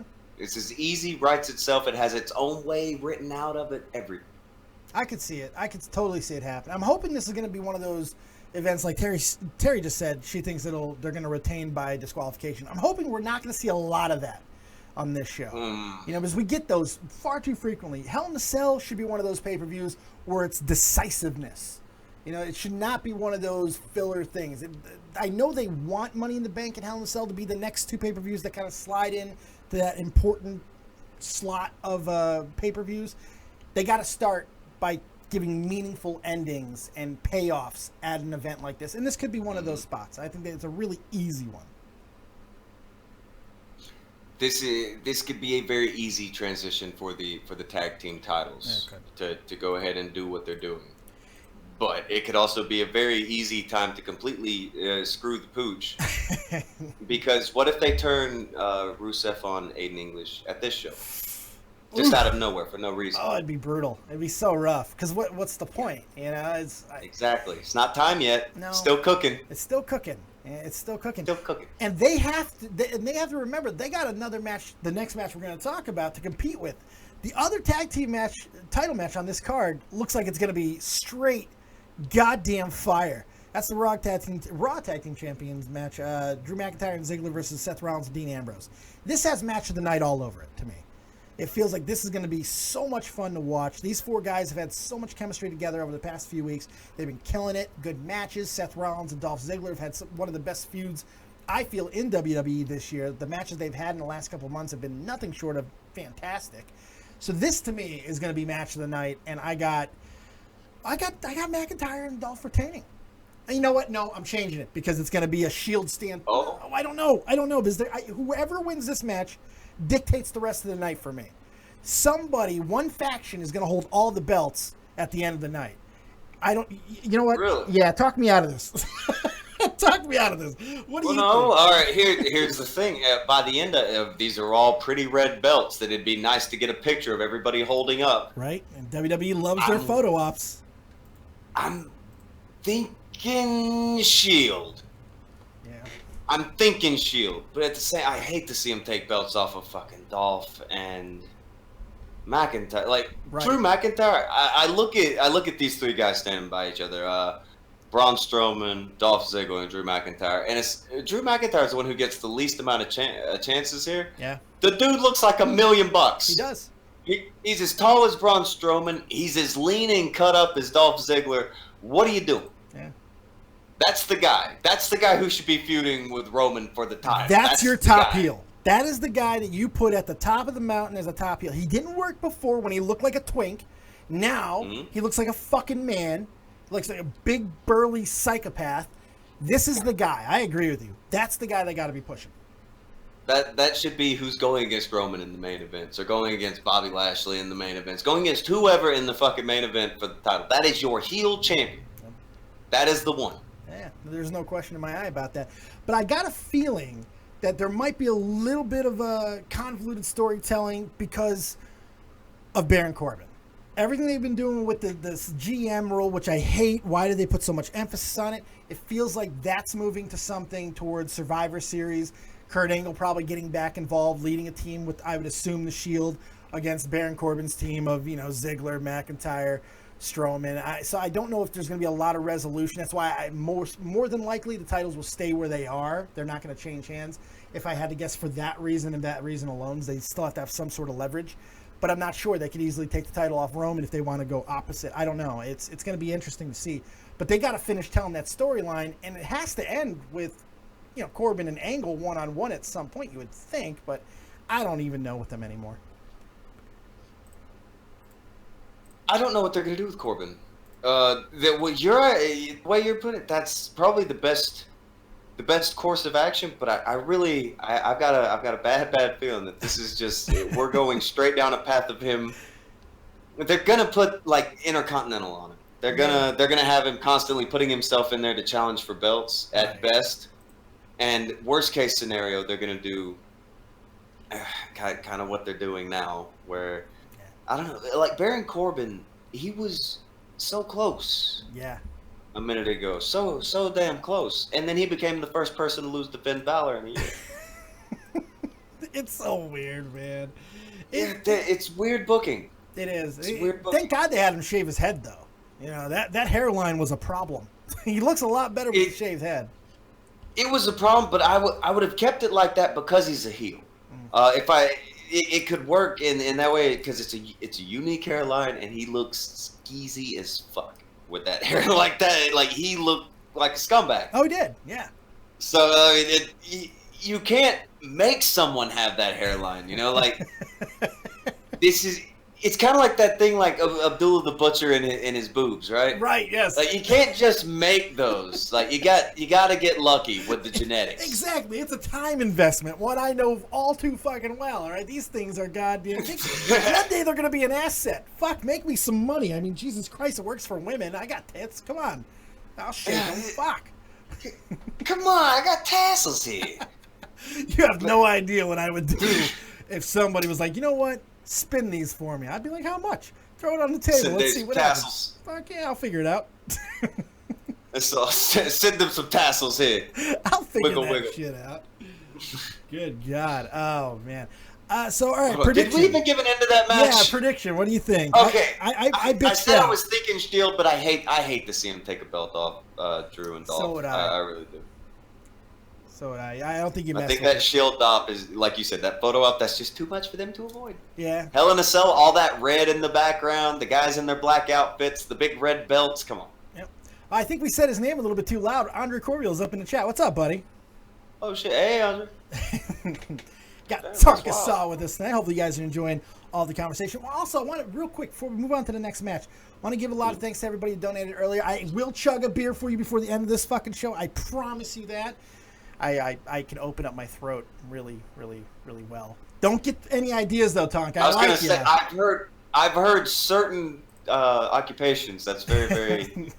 I like it. I don't know if I'm at that level quite yet. You know, I mean, We're not there yet. we'll start with the beer and we'll see what happens. You know? Yeah. Oh, big love to GunCannon. The guy who did the graphics for tonight. I'm getting a lot of love in the chat. People seem to be digging Oh, they look awesome. Yeah, it looks really good. That's all GunCannon. That's my graphics guy because I'm fucking useless. You know, I sit in front of a microphone and hope for the best. You know, I got amazing. I'm in a similar people boat. around me. Similar boat. That's all you got to do sometimes. Just talk. Just talk. Yeah. Hopefully, people like you enough to help you. All right, let's go to the one that's this one's interesting to me. Let's go to the women's the SmackDown Women's Title match, Charlotte and Becky. Something that I think on paper, fantastic idea. You know, you turn Becky, Charlotte, you just let her continue to be Charlotte as long as she's not crying every week. It's okay. And then the fans were like, we're cheering Becky hard. We're cheering her harder than we're just gonna go in the fucking tank for Becky. Now, you as a professional wrestler yourself, how do you view this? Because the reaction that she's getting, obviously not the one that people want. It's the opposite of the Roman Reigns situation, but it's a loud reaction. People love Becky. Do you allow her to continue to be evil Becky? Do you calm her down a little bit? How do you see all it working, and how do you see this match going? Is this where you put the belt on Becky? With me, I book completely differently, I guess, because for me, it's, you know, Charlotte Flair is the heel, right? Because you have, you know, Ric Flair's daughter, who is a lot of people, you know, you could paint this like she's just she was destined for this spot, and then you have Becky Lynch, who is, you know, underdog coming out of nowhere, just, you know, she made it all the way here, and the people are behind her, and I don't know what they're doing with the reversed roles. I don't hate it because Becky's not a terrible heel. I mean, No. I watched her do some stuff. She's doing good. Did you see the spot that they did on SmackDown where she came out of the crowd? Yeah, I liked it because it was a little bit more interesting. Charlotte's taking like selfies and shit, and then Becky full black, I think, for the first time. You know, she had the full black. She went in. Yeah, she looked good too. But she had she had wig, glasses. I mean, that was incognito. Yeah, straight up incognito over there. She looked really good. Really went. She looked smoking hot in that black outfit too. I was like, damn, and she kicked the shit out of Charlotte once again. Do you see this being one of those matches that we're going to be talking about for a while, like a turning point? You know, they could do a double turn if they really want to. They can go super evil with Charlotte if they wanted to. They can do so many things with it. Where do you think they're going to go? And do you see Becky getting the title? I see them, maybe Becky tries to cheat to win the belt from Charlotte and fails, and they meet again, and maybe that's when a change happens. So not quite yet. Ideally, like I told you a second ago, I would do a double turn at the show and have Becky almost like do something cheap to win, and like, you know, it's like she throws down, you know, she's gonna hit her with the belt. No, she throws the belt down and she goes to try to hit her with a move. Charlotte reverses, grabs the belt, knocks her block off. Everybody's pissed, and then ended like that. Again, I don't think they want to take it off of Charlotte Flair. It's weird how they put Becky Lynch in this spot, and they've done it a couple times, and they just don't run it. No, but this one feels a little bit different to me. Because this definitely feels different. Because we're coming off of the I would say a failed experiment with Carmella. You know, I don't think that went very well for me. Especially now they've gone the opposite with her. Now she's back being a face, I guess, with R-Truth. I don't fucking know. But I don't think anybody liked it. Yeah, it just didn't work. I mean, Carmella's she's gorgeous. She can talk, but she is just lost in a wrestling ring most of the time.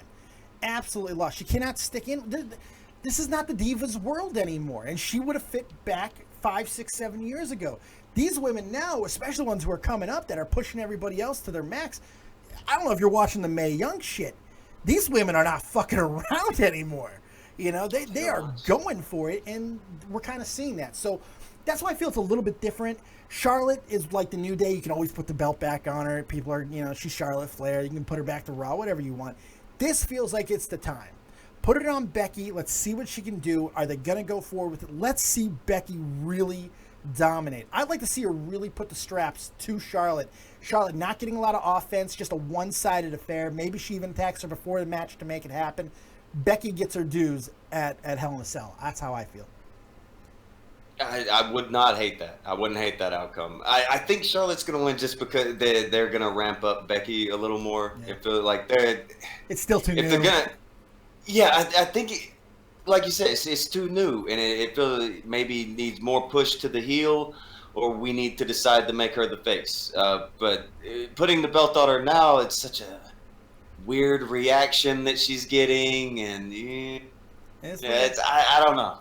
I don't know if now is. I would try to build something even more so that at the next show we got something. Yeah, it's going to be difficult for him too, because as much as the fans want to see this match, the WWE's priority is in the Raw Women's Championship match, because Ronda Rousey. That's where we go to next. Ronda Rousey defending. Still weird to me, right? Ronda Rousey is the Raw Women's Champion already, and she's defending against Alexa Bliss. Alexa already has a match set for Evolution, so as do mostly everybody at this point. But this one seems easy. It doesn't seem like a lot of conversation. I feel this is going to be a less than 5 to 7 minute match, somewhere around there. Ronda's going to establish dominance, and maybe we'll have some shenanigans after it with Natalya. I'm not exactly sure. What do you think? Where do you see? And any chance for Alexa Bliss to win this match? I don't think they could possibly have Alexa win this one. Like, they just put the strap on Ronda, and I have the feeling they're shooting for some sort of Lady Brock gimmick. Yeah, right. So maybe there's rumors of Heyman. Is Heyman's backstage still? Apparently, Heyman's been getting his name on the Raw writing credits lately. So, wow, could be something with her. You know, who knows? Paul Heyman and Ronda Rousey. That could. Yeah, I don't like it either. Yeah, I don't like it, but I can see people getting with it because they love Heyman, they love Rousey. They'll roll with it until it gets right. Right. Yeah. They'll be forgiving with them until they can get the formula right, I think. Yeah, I think so too. So you see Ronda just kind of barrel through in this match then? Yeah, I don't think. How can you do it any other way? You do it right any other way. Like you said, barrel through the match. You don't want Alexa getting much of shit here. The only thing that I can think of is Natalya turn, because they've been kind of feeling like that's going to happen at some point. I'm not sure when. Natalya turning on Ronda. I've been waiting for it. But the question is, where's Nia Jax? And does she reemerge and cost Ronda? Considering Ronda took the belt. No, she almost took the belt off her, but didn't. But considering how close that was, maybe Nia. Oh man, we got all kinds of fire department shit going on. I think my fucking goddamn town's burning or something. Holy shit! I was gonna say your set seems to have set off an alarm of 9. I'm not sure. Well, Nia Jax has that effect. My God, natural disaster walking. So maybe some shenanigans, but I'm not 100% sure. I would imagine they're gonna have some sort of post-match thing going on with the Evolution pay-per-view coming up. They're gonna have at least a little build for that somewhere sprinkled in here, and I think this is probably the ideal time. Maybe Nikki sometime Bella after the Rousey match. Considering Rousey is for some reason fighting Nikki Bella at Evolution, I don't understand that shit at all. But maybe Nikki Bella. Oh wow. Yeah. Okay. I don't get it either. I was shocked. But your silence is indicative of everybody else right there. Nobody can figure out why that's happening. That's so confusing. You have this Evolution thing. Why aren't you doing Trish Stratus or Mickie James or one of them against Rousey? Because I mean, people aren't getting any younger. Alundra Blaze against Ronda Rousey. Is she? Could she still? She says she can. She wants Nia Jax. She's been calling Nia Jax out on Twitter. And I watched the hell out of this. We'll see. I'd watch the hell out of this. It would be a damn good time. Yep. I wouldn't mind it, but I think that would be a good thing for Ronda. You put somebody in there who's arguably one of the top 3 or 4 women's wrestlers we've ever seen in the ring in Alundra Blaze. To have her come back as Medusa or Alundra, whatever you want to do with her, it doesn't matter. And just give her that, putting her through her paces, showing how to work at that level, I think would be, God, that's you can't replace that. That's irreplaceable experience, and it would be something I think that would really help. But I'm not sure. It's an irreplaceable experience, but will people care? It's not just can she still go? She says she can. She says she can. She looks in great shape. I mean, I know she keeps herself in great shape. She's a monster truck driver and shit, so who knows? I have seen some of those. Those are also pictures. Ivory's another one. She stayed in amazing shape. Oh yeah. No matter how old she's got. So I don't know. Maybe she'd still be able to pull it. I'd love to see Alundra Blaze get back in there. Medusa. Well, we didn't see her at the Royal Rumble, and I was shocked. You know, I really thought we were gonna get her. You know, they got everybody else. Molly Holly got her ass in the ring. Everybody did. But we didn't see Alundra Blaze. I was shocked at that. I kind of thought we would. They had to fill 30 spots, so I thought they would probably get it for one of them. But it just shows Vince will put her in the Hall of Fame, but he ain't ever forgetting that title drop. He's never forgetting it. He will never. It's a damn good point. That's a damn good point. That's probably why she's not getting within 100 miles of this women's revolution. Yep. It's very possible. And you know what, from a certain aspect, I can almost understand it on Vince's part. I can too. That's a big moment in wrestling history, man. You know, it's, whether you agree with it or you don't agree with it, you still talk about it. It's one of those things, and I can understand why Vince would still harbor. Of all the resentments that they say Vince shouldn't harbor, that's one I can kind of understand. A little bit. We'll see. You want to talk some? There's a few more, but the whole being on TV and just the way that went down. There's really not Luger showing up at Nitro. Yeah, well, that was just WCW's move. You know, Scott Hall and Scott Hall, Kevin Nash, the whole foundation of it. It was all about blurring the lines of what was real, stealing people back from WWE, whatever the case was. That's what they were doing, and they told this wonderful thing. They did with Luger, Hall, Nash. I mean, it was just one person after another. It was. Well, they try to make it artificial now, but that's what used to make it really exciting. You didn't know who was going to show up. Yeah. You didn't know who had signed with who, and now you have what are they called? No compete clauses. Yep. It's just all kinds of things put in the way of people jumping and making things exciting. And it's because of what happened back then. It was because of the lawsuits, the threats by WWE. They're doing the Razor Ramon. No, they're not. Shut up. It's not gimmick infringement. Shut the fuck up. But it's because of those. That was why we have the non-compete clauses now. That is the only way that it got passed. Well, the only reason that it passed through the minds of Vince McMahon and anybody in Titan Tower was the way that played out. And then once they got WCW and they've got it easy, well, screw it. We've locked down the biggest promotions, no compete clause. So now anybody who leaves here can immediately go become huge somewhere else. Yep. And that's all you have to do. Once you've tied it off enough, that's all you got to have. Just take away that momentum. Yeah, just enough to where people forget, and they're going to make it a little bit harder. Now, some people have defied, like Sami Callihan. He's gone out, and he served his no-compete clause after a long time in NXT where he did absolutely nothing, and now he's really making waves. I'm not into the ultra-violent thing that he's doing. That's not for me. I think that we've passed that. That ship has sailed in professional wrestling. We're finally at an era now where we're not seeing 40-year-olds die constantly, and I'd like to keep that going because, Jesus, we lost way too many legends in their mid-40s, and I do not want to see that again.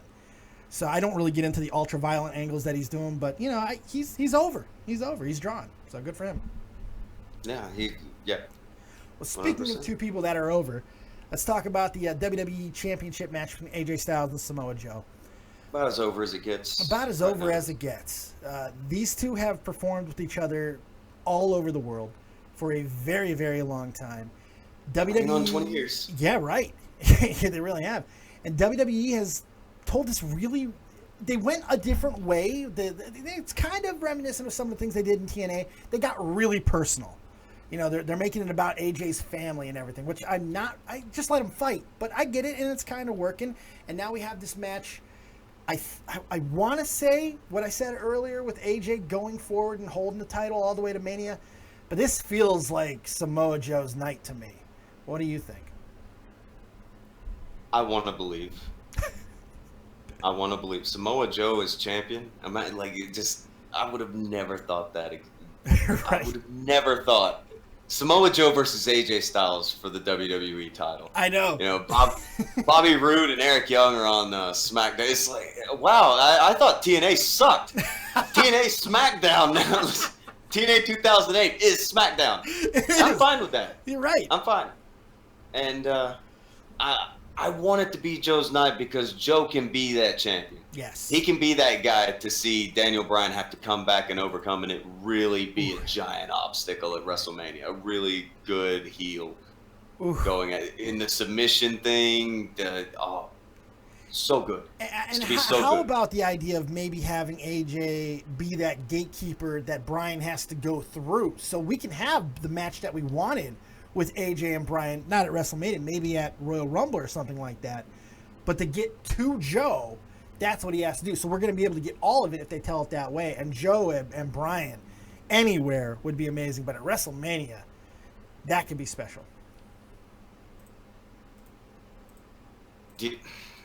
I want to hope that they're gonna hold it for WrestleMania.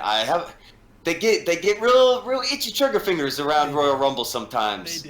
They do. And you end up on a different train. So if they can hold to that could be a hell of a Mania show. And if they strap Joe, is this Hell in a Cell? They're not in Hell in a Cell. I can't explain this how it is not in Hell in a Cell. I don't understand it. But it's not. The most bloody blood feud of the bloodiest blood feud right now. Grudge match, damn it. Not in Hell in a Cell. It's the only thing they haven't done. I think, they've done the Ultimate X matches in TNA. I think they've been in Lethal Lockdown together. They've done all these This is the one thing they've yet to do. And then they're not pulling the trigger on that. I don't understand it. But I guess they can't have both title matches in a Hell in a Cell. I don't know. I don't know. That's kind of lame. But it's super lame. I'm not they want to agreeing make with it it. different. If you're gonna make the title matches, I would go for putting Joe and AJ in Hell in a Cell just because. But I guess they just can't stand the giant guys go against each other in Hell in a Cell. Maybe that's it. It's too easy for. Well, there's also this. I imagine that Braun Strowman and Roman Reigns are going. Not necessarily to need a cage, but I don't think a cage would hurt their match as opposed to Joe and AJ. Yeah, Joe and AJ, they'll be fine no matter what you throw at them. They know what match to put on. They can wrestle anywhere. They can wrestle anywhere in anything. They've done it in 6 sides. They can do it in 4. They can do it without a ring. You're right. They don't need it from a storytelling standpoint. But with the brutality that they've already shown, it kind of feels like they're missing something here by not having it, that extra little element. I don't know. No, I agree with you. It's the feud right now that is the feud. Like there's all kinds of shit where pretty much everybody's only talking about this. Yeah. A lot of people are only talking about this match because this is what they're going at. Right. This is what they are. They are watching this show for this match, and I think giving them Hell in a Cell, it would have been awesome. Yeah. Would have been really awesome. But if, like you said, if they didn't want to do both title matches inside of a Hell in a Cell. And you look at the two, which one needs to cage a little more? It's definitely the way that they've told the story with everybody else getting involved. It's got to be Roman and Braun. So I get it. I get it. I do get it. Who's your pick on this one? Are you going with Joe? I'm going with Joe. I'm wanting to believe in Joe. I'm not going to be surprised if AJ wins, and I'm not going to be mad. I'm not mad at either one of them. Right. But I'm pulling for Joe. I think it's better for the long term. I'm going to enjoy it. I agree. And I've been picking against AJ for like the past 4 pay-per-views. Really? Yeah. I've been expecting him to drop the belt forever. And I love AJ Styles. He's my current favorite in the ring right now. But this feels like it's time. Joe is, let's do it. Let's see what he could do. If not now, 4 pay-per-view wins over Shinsuke and then getting 2 over Samoa Joe. What a banner year. All right. That was a hell of a year of title defenses. The last thing I'll say about this before we move on to the main event match there. Say what you want about AJ Styles and everything that he did, previous to WWE. This has been one hell of a run he's had in WWE, man. He's worked with everybody. He's done a lot of great things. He's had amazing matches with John Cena, that was an incredible match those two had together. Roman Reigns he carried to a really good performance. The things he did with Jericho. It's been just one good thing after another with AJ Styles. I don't... other than like maybe the first 2-3 months that were hit or miss with him. I know a lot of people were in the first couple of months. I like his WrestleMania match with Jericho. That was a good match, but people got really weird about it, like, the Baron. And dude, then the next night, the next night he was the #1 contender for the title. And the next night, okay. Yeah, it was the next night. It was crazy. I was like, eat it. Eat it. Everybody can fucking eat it. They're not burying AJ Styles because he lost to Chris Jericho. It's Chris Jericho. The guy who has like the worst win-loss record in wrestling history. It's incredible. That's not a burial. He's Y2J. Not a burial. Not a burial at all. Jericho, he's another one of those guys, much like Rey Mysterio debuts and goes against Kurt Angle. Yep. And people are like, I can't believe Kurt Angle won. Well, why wouldn't he? They had a great match. Right. Ray and he looked like he was perfectly well contending with him. Same thing here. It's the same thing here. Yeah. There's nothing wrong with the guy coming in, you make a strong showing, and lose. Right. Right. Valiant effort. Yeah. Sometimes that's enough. This one though, this feels like it needs to be a decisive victory for maybe not decisive. He doesn't have to kill AJ, but Joe needs to win this match, I think. I want AJ to like hop up there to hit a phenomenal forearm or something. Him just run up on the ropes and catch him for a muscle buster, like he did Chris Daniels at one time. Oh yeah, yeah. Something like I don't think people would be ready for that. Like he jumps up there to hit the phenomenal forearm. Joe runs up on him, catches him for the muscle buster, takes up front, hits the muscle buster, gets the pin. People wouldn't see it coming. Yep. It'd be decisive, it'd be in the middle. He would have caught him, but it feels like they'd want something in there that's fucked up, like where he cheats it, so that there's something to come back to. So, big question: are they going to let him go all out? Are we going to see them go full out? No, they got another match. Another match. You think they got another match? Yeah, fair enough.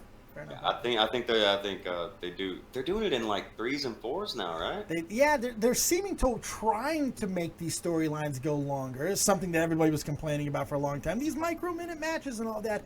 Well, now you're getting longer feuds, and people are still complaining about it because it's going on for too long now. But this is something that could have. Everybody on your roster comes off insane, right? Because they're all just furious at somebody for 30-day periods, and then forget that person exists the day after. Bibber in the chat makes a good point. Joe's really not a cheating heel. That's true. He'll put you out. He'll attack you before and after a match. But in the match, he's really not that type of guy. So I'm trying to think of what is something that they could even do with Joe that would be the right thing. Like it feels like I like your build. I like what you did. I like that muscle buster catching him out of nowhere with it. It's going to be hard, but I think they can do it. You know, if anybody can do it, AJ can contort his body into that, and it could be magnificent. I think that's it's a good finish.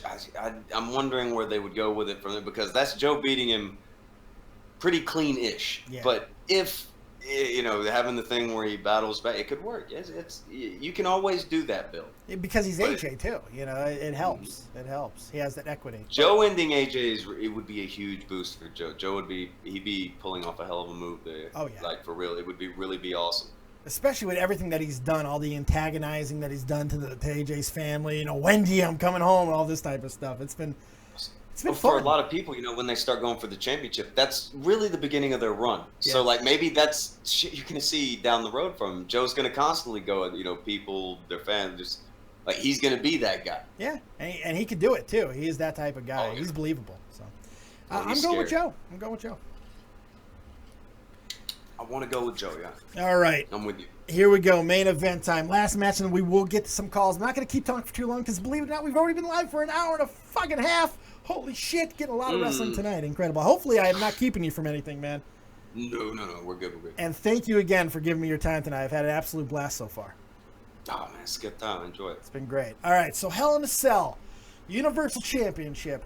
Roman Reigns, Braun Strowman, with special guest referee Mick Foley. Bang, bang. Have a nice day. This, I don't understand his involvement. I mean, I don't. This is so out of nowhere. Like, let's put him in. Put Mick in. Fuck it. He looks great. Let's put Mick in there. He's always randomly the fucking referee for Hell in a Cell.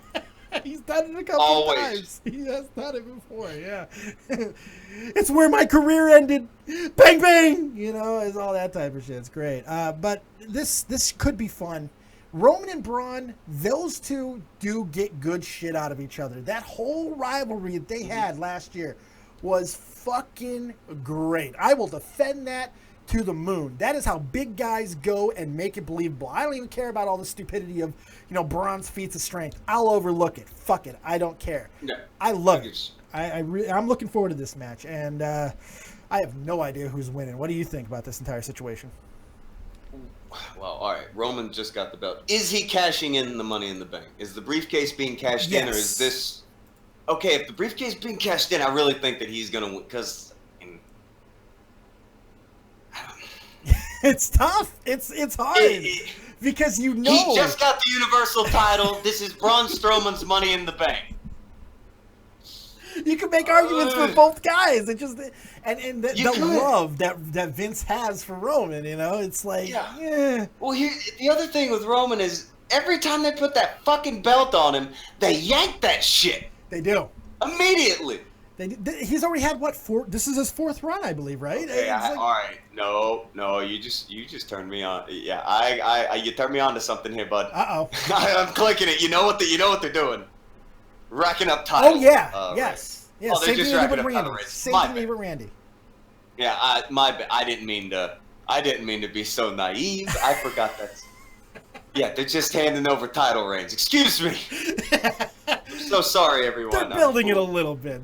But it is weird, though, because he hasn't had a meaningful run. They've all been micro-minute runs, which is weird. I mean, aside from getting the numbers up, it is still weird, because when you lose in some of the ways that he has to some of the people that he has, it makes it even more bizarre.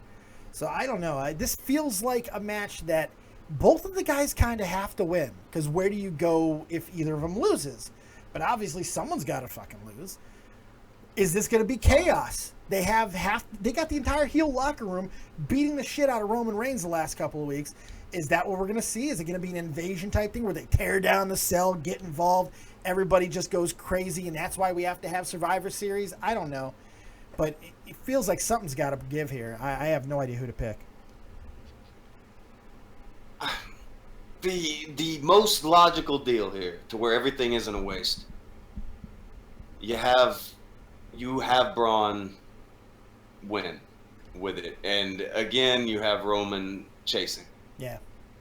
You get to have the babyface chasing again, unless you want to throw the belt around Bobby Lashley and have Roman do a go find himself kind of gimmick for about 2 or 3 months, and then come back big right around Rumble time to challenge the champion. If it wouldn't be the time of year that it is, and they're going to need him for the Australia show, I know they're trying to rebuild Survivor Series. They've been trying the last couple of years. I got a feeling we're going to see a War Games at Survivor Series within the next few years, since it's already on NXT. I can see them bringing it over to the main roster as well.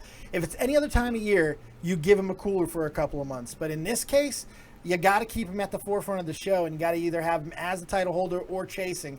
So I don't see him going away. Bobby could still get involved some way, shape, or form. They don't seem to be interested in doing that. But especially now Kevin Owens is now calling out Bobby Lashley for hurting his friend. I do like that Kevin Owens is brutal again, though. That's fun. Well, Kevin Owens, he was scared for like a month. Was it the last show? Chokeslam off the cage? Yeah. Oof. Okay. Oof. That was nasty. Actually, no, the last show, he just beat the shit out of him. The show before that, chokeslam off the cage. Yeah, that was the cage. That was scary. Yes. That was scary. Yeah. Bless Owens. He just re-signed. He just re-upped, too, for like 6 more years. 6 more years. He's set. I see a lot of tag title reigns. If Zayn wouldn't have got hurt, they were building them to be kind of the equivalent of what Rusev Day has become now. I think they were going to be the main guys for... I think you're right. At least a little minute. Then maybe start feuding each other. I don't know, but at least a little. Right, because they can't fight for a while. We've seen it way too much. Like, I love when they fight, but God, we really have seen it a lot. It's time to. I'm glad that they brought them together, and the way that they did too. It was cool storytelling. So we'll see how that goes. But back to this match here. Fuck it. I'm picking Braun. Fuck it. I'm chugging this beer too. You go ahead. You make your pick. I'm chugging this fucking thing. Here we go. Go ahead, chug the beer. I'll keep it going until you get back. I'm gonna go with Braun, and the reason being, like I said a minute ago, the only real way to get this shit done and have something to do in the next 15 seconds, as opposed to just being completely lost after this, is to just put it out there. Just go ahead, have Braun take the title at the show, and start having Roman chase the title right after that. Roman, he's a chase. That's what he does. He's a baby who chases. Yeah. That's what it. And they like to do it. There's money in it. I mean, shit. Money in it and title reigns in it. Yep. So. And not only that, when Roman loses at a pay-per-view, you know you're going to get a good reaction for it. So. When Roman loses at a pay-per-view, you're going to get a reaction. But the problem with this is that they're trying to build Braun Strowman as this super bloodthirsty destroyer heel. Right. Do you want him to get the cheers? Or maybe they're trying to bank on him being the new kind of Brock Lesnar draw, where he's just too badass to boot. Well, they just recently turned him back from all the comedic shit. You know, he's just now started to be the big bad Braun again, so I don't see them changing it. But the reaction, it's like with Becky. They can't help that. People are going to do what they're going to do. They're going to cheer when Roman loses. They're going to be happy when Becky beats the shit out of Charlotte. The fans are going to do what they're going to do, and I don't think you can worry about it. But location matters. And this is in Texas, where the fans are fairly fucking straightforward. You know, there's not a lot of nuance there. We don't see a lot of people getting crazy. And it's not like it's Houston. This is San Antonio. You know, so I think this is the type of place where you can do that and not really worry. So I'm feeling more and more confident in my pick in Braun Strowman. Picking Braun Strowman, the longer you think on it, seems like the only way to go. Right. I mean, yes, they did just put the title on Roman, but keep in mind, building up some title reigns before you get the long ones these days. That's how people go. So put the belt on Strowman, so Strowman finally has a title reign. He doesn't seem like a failed experiment, because seriously, if Strowman loses again and he doesn't get a belt around his waist, he's really going to start to feel like a failed experiment. Right. They got to make Money in the Bank matter at some fucking point, right? It's been years since it felt like it mattered. When's the last time they had a cash in that worked? Fuck. Ambrose. Ambrose, yeah. Right? Yeah, God. I barely remember that. Yeah, he came out and cashed in on the winner of the match between Roman and Seth. That's right. That was the last time a cash-in happened and worked. Yep. And then I think the one before that was probably Seth. Might have been. Yeah. I think that's who had it the year before. One of the best cash-ins I've ever seen. That was a great cash-in. That's the emblematic cash-in. Yeah, that's that poster boy one. Yeah, you're 100% right. We could do a show on that one day. Best cash-ins, worst cash-ins. That could be fun. The best Money in the Bank cash-ins, it would be hard to pick, but God, there's been some really fucking great ones, man. Yeah, there has. There's been some bad moments. Really there's been some great ones. That's one of the most innovative things that they've done, I think, in the last 25 years is Money in the Bank. It's worked. It restructured the way that a lot of, not only you have a nice gimmick match, you have a built-in #1 contender, but you also have a completely new way of booking to where you can have a champion constantly looking over his shoulder because he is in the scope. Yeah.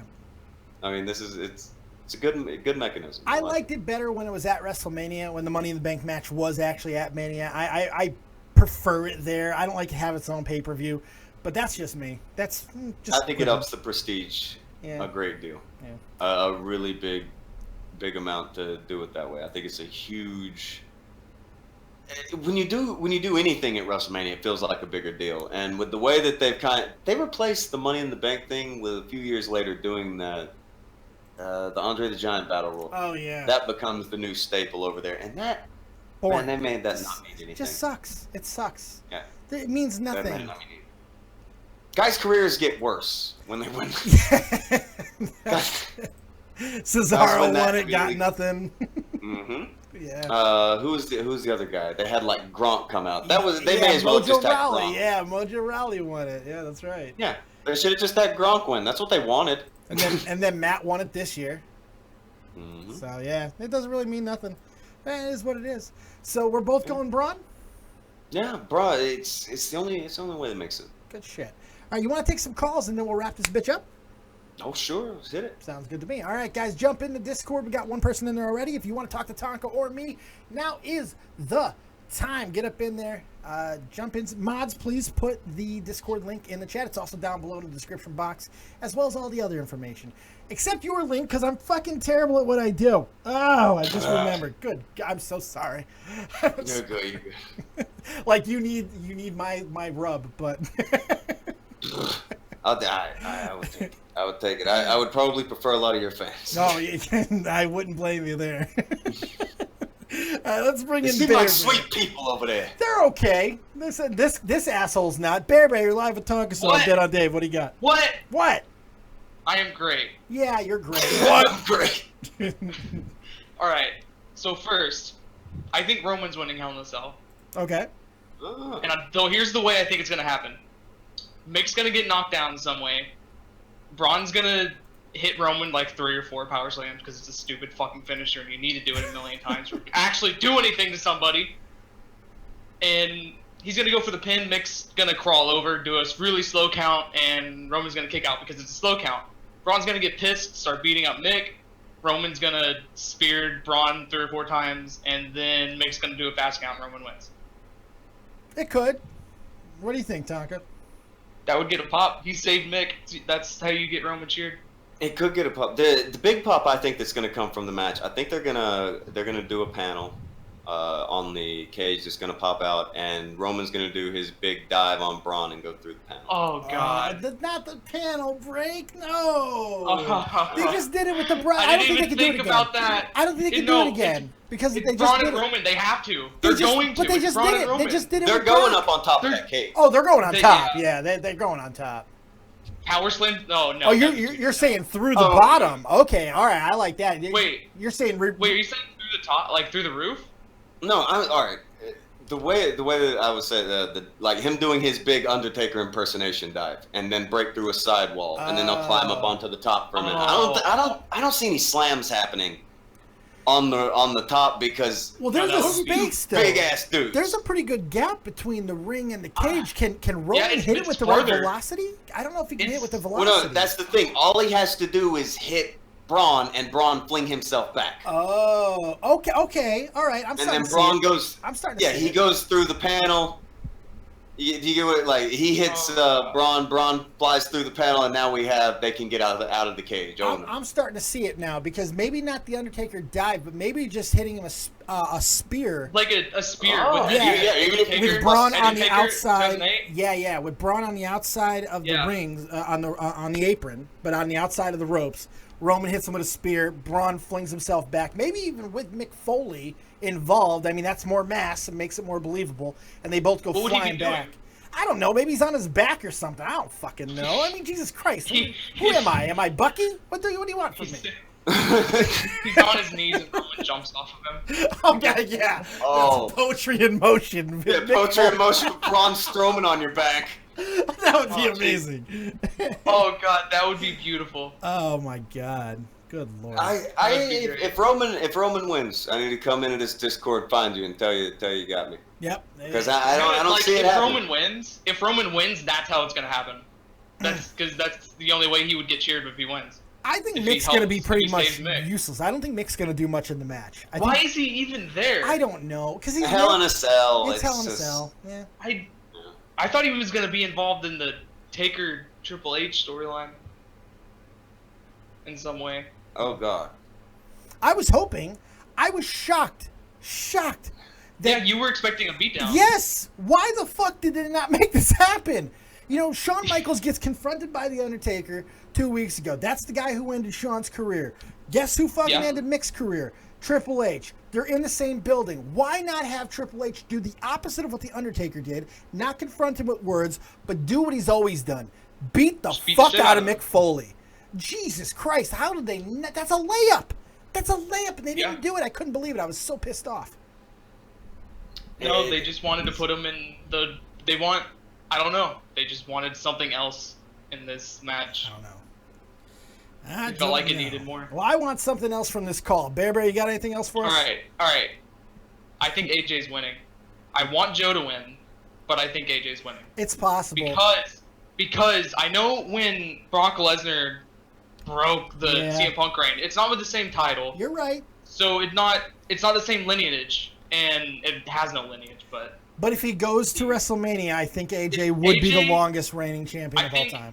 Oh yeah. I think AJ will go to the Rumble. I think that would be... I don't think he's going to get far past the Punk reign.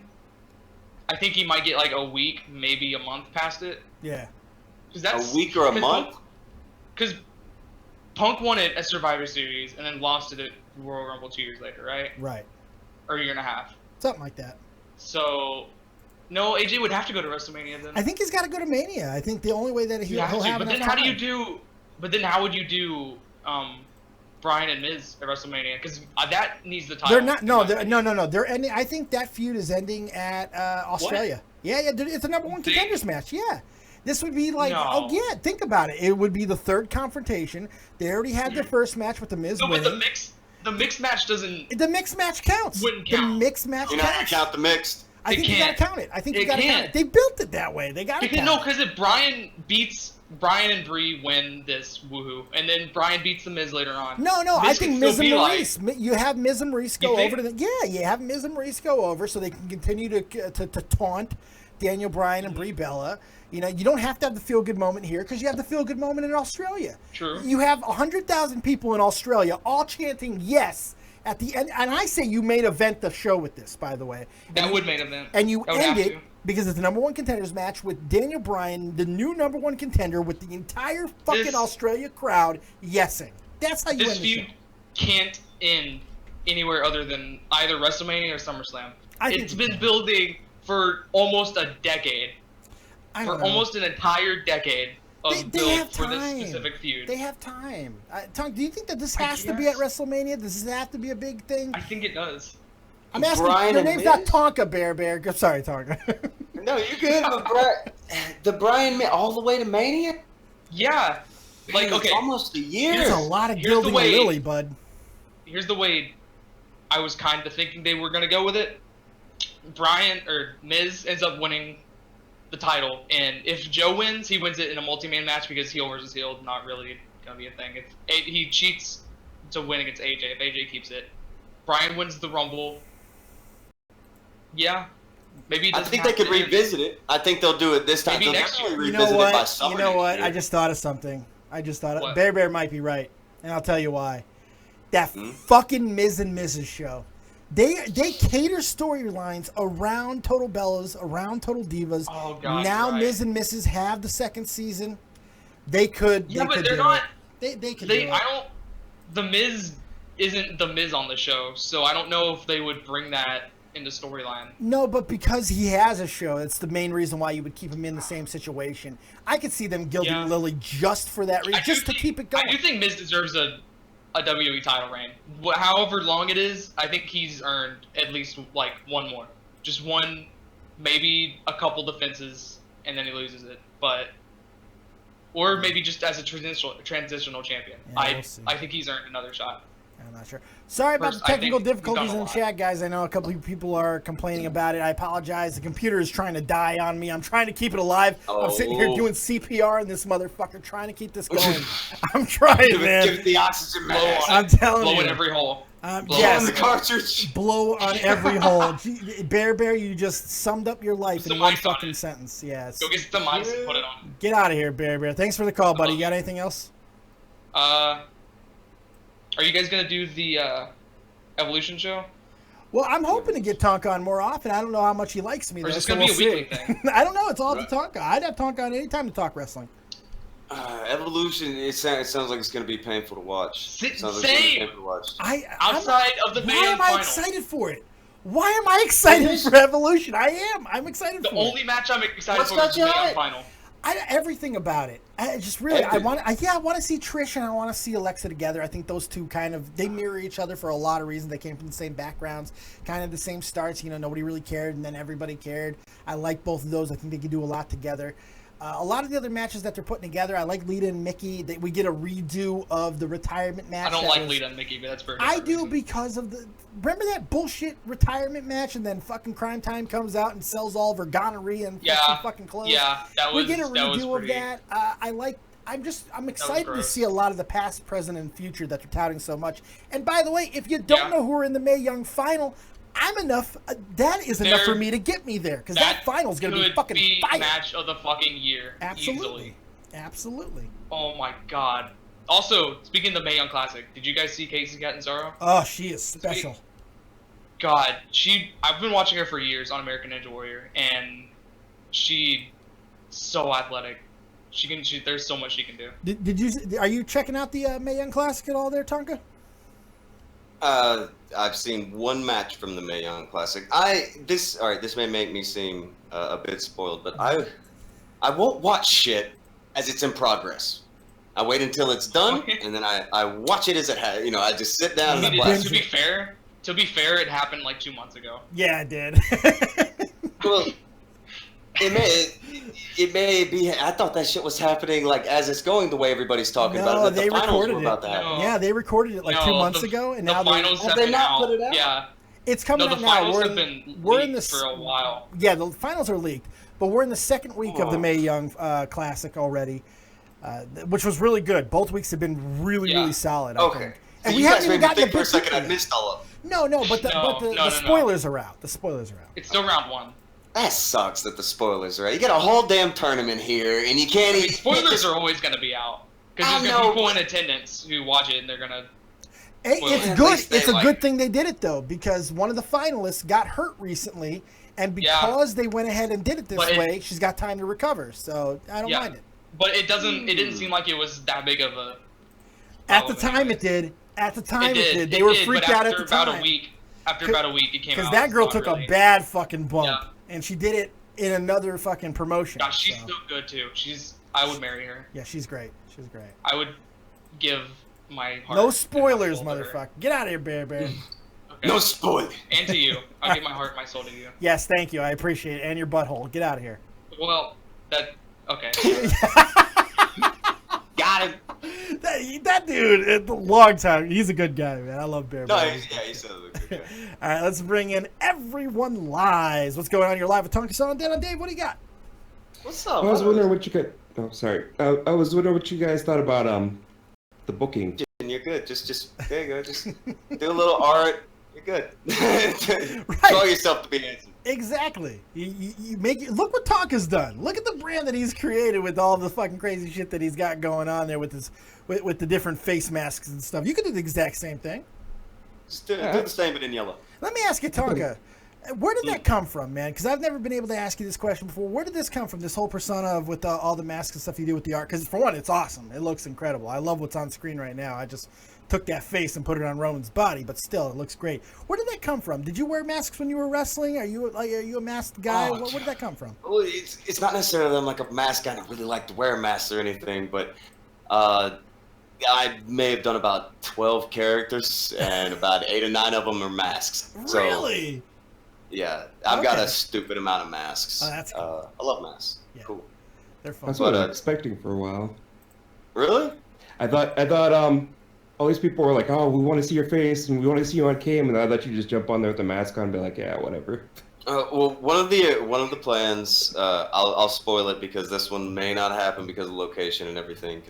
We were thinking of putting on like a funny wrestling event with some wrestlers that we actually knew, and we were gonna pay to get like the full body paint and everything done to where I would be blue.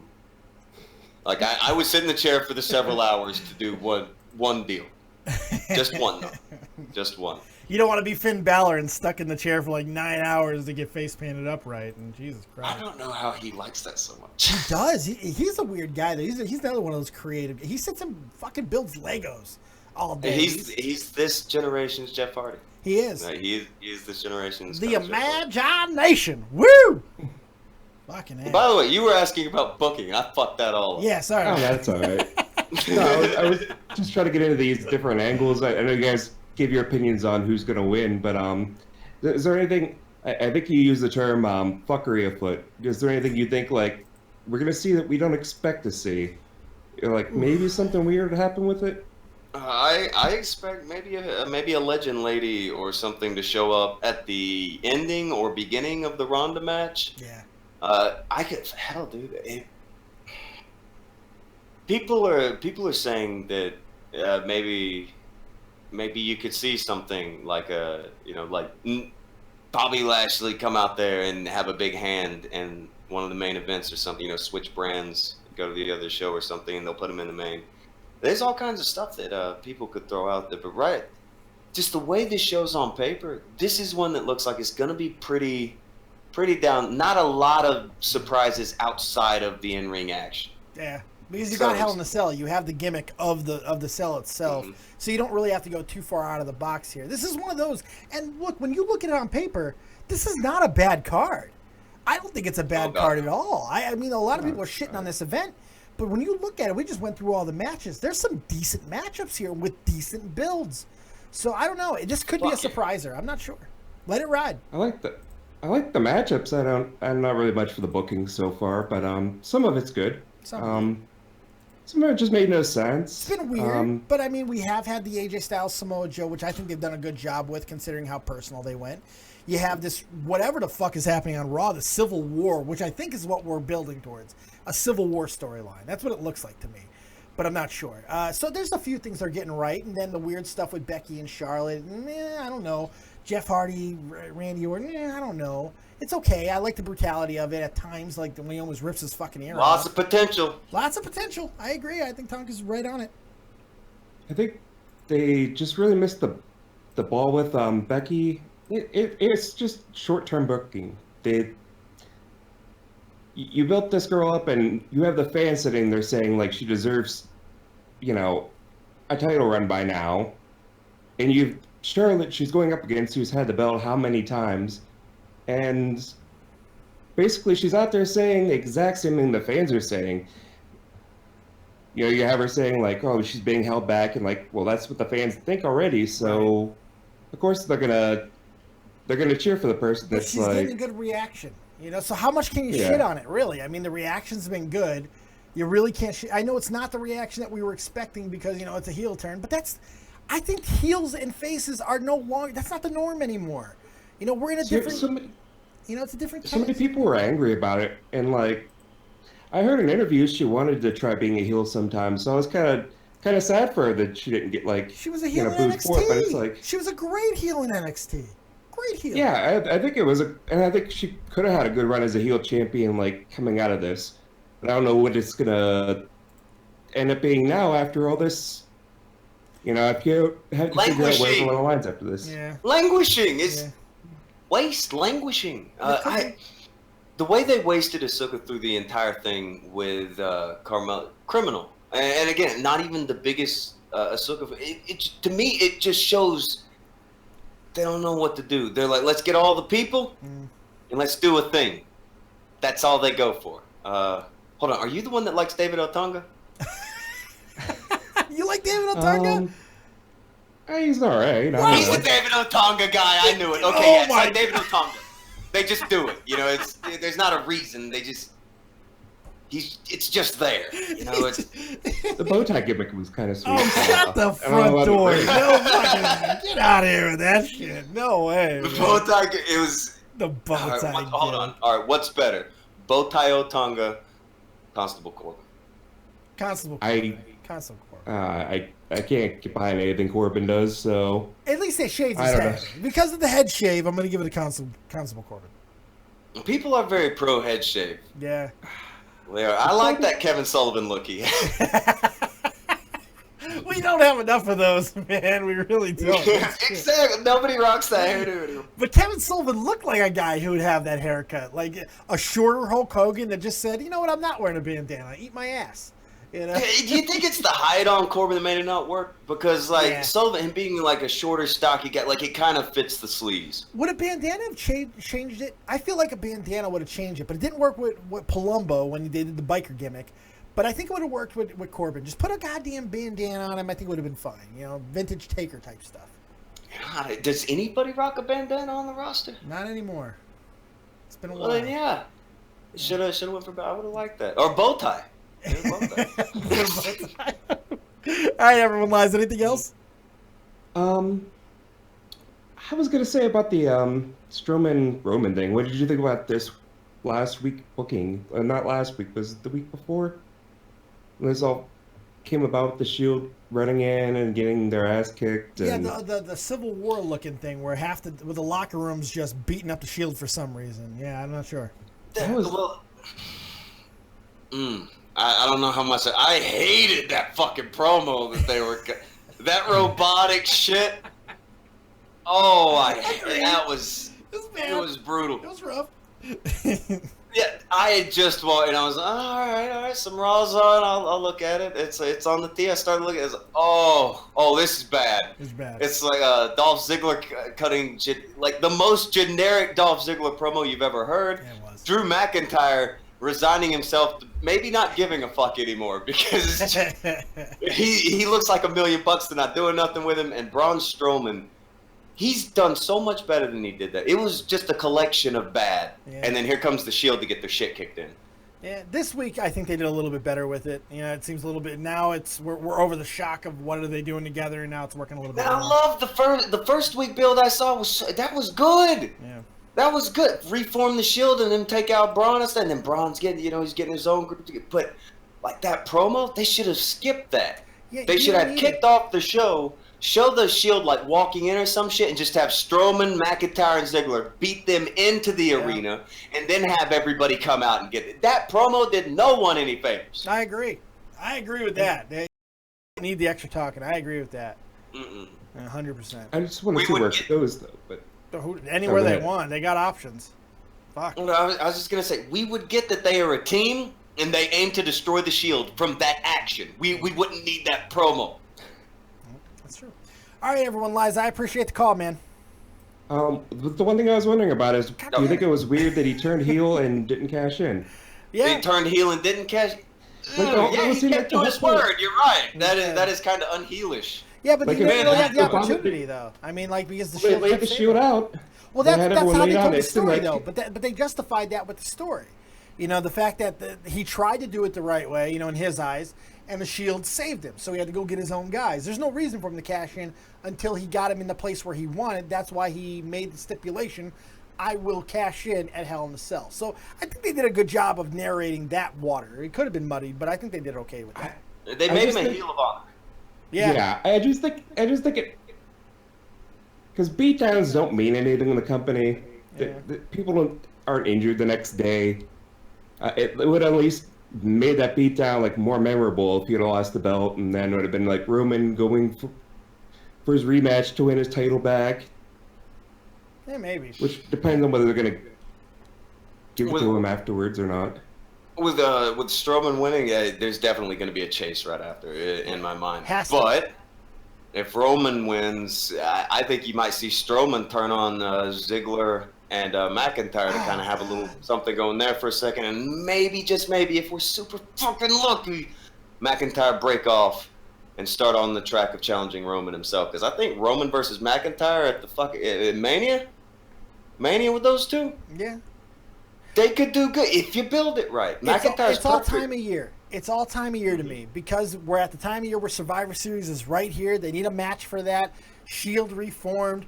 Roman just loses the title. They're all chasing. You can't break up Braun, Dolph, and McIntyre. They got to be part of some sort of Survivor Series team, more than likely led by fucking, I would assume, Baron Corbin.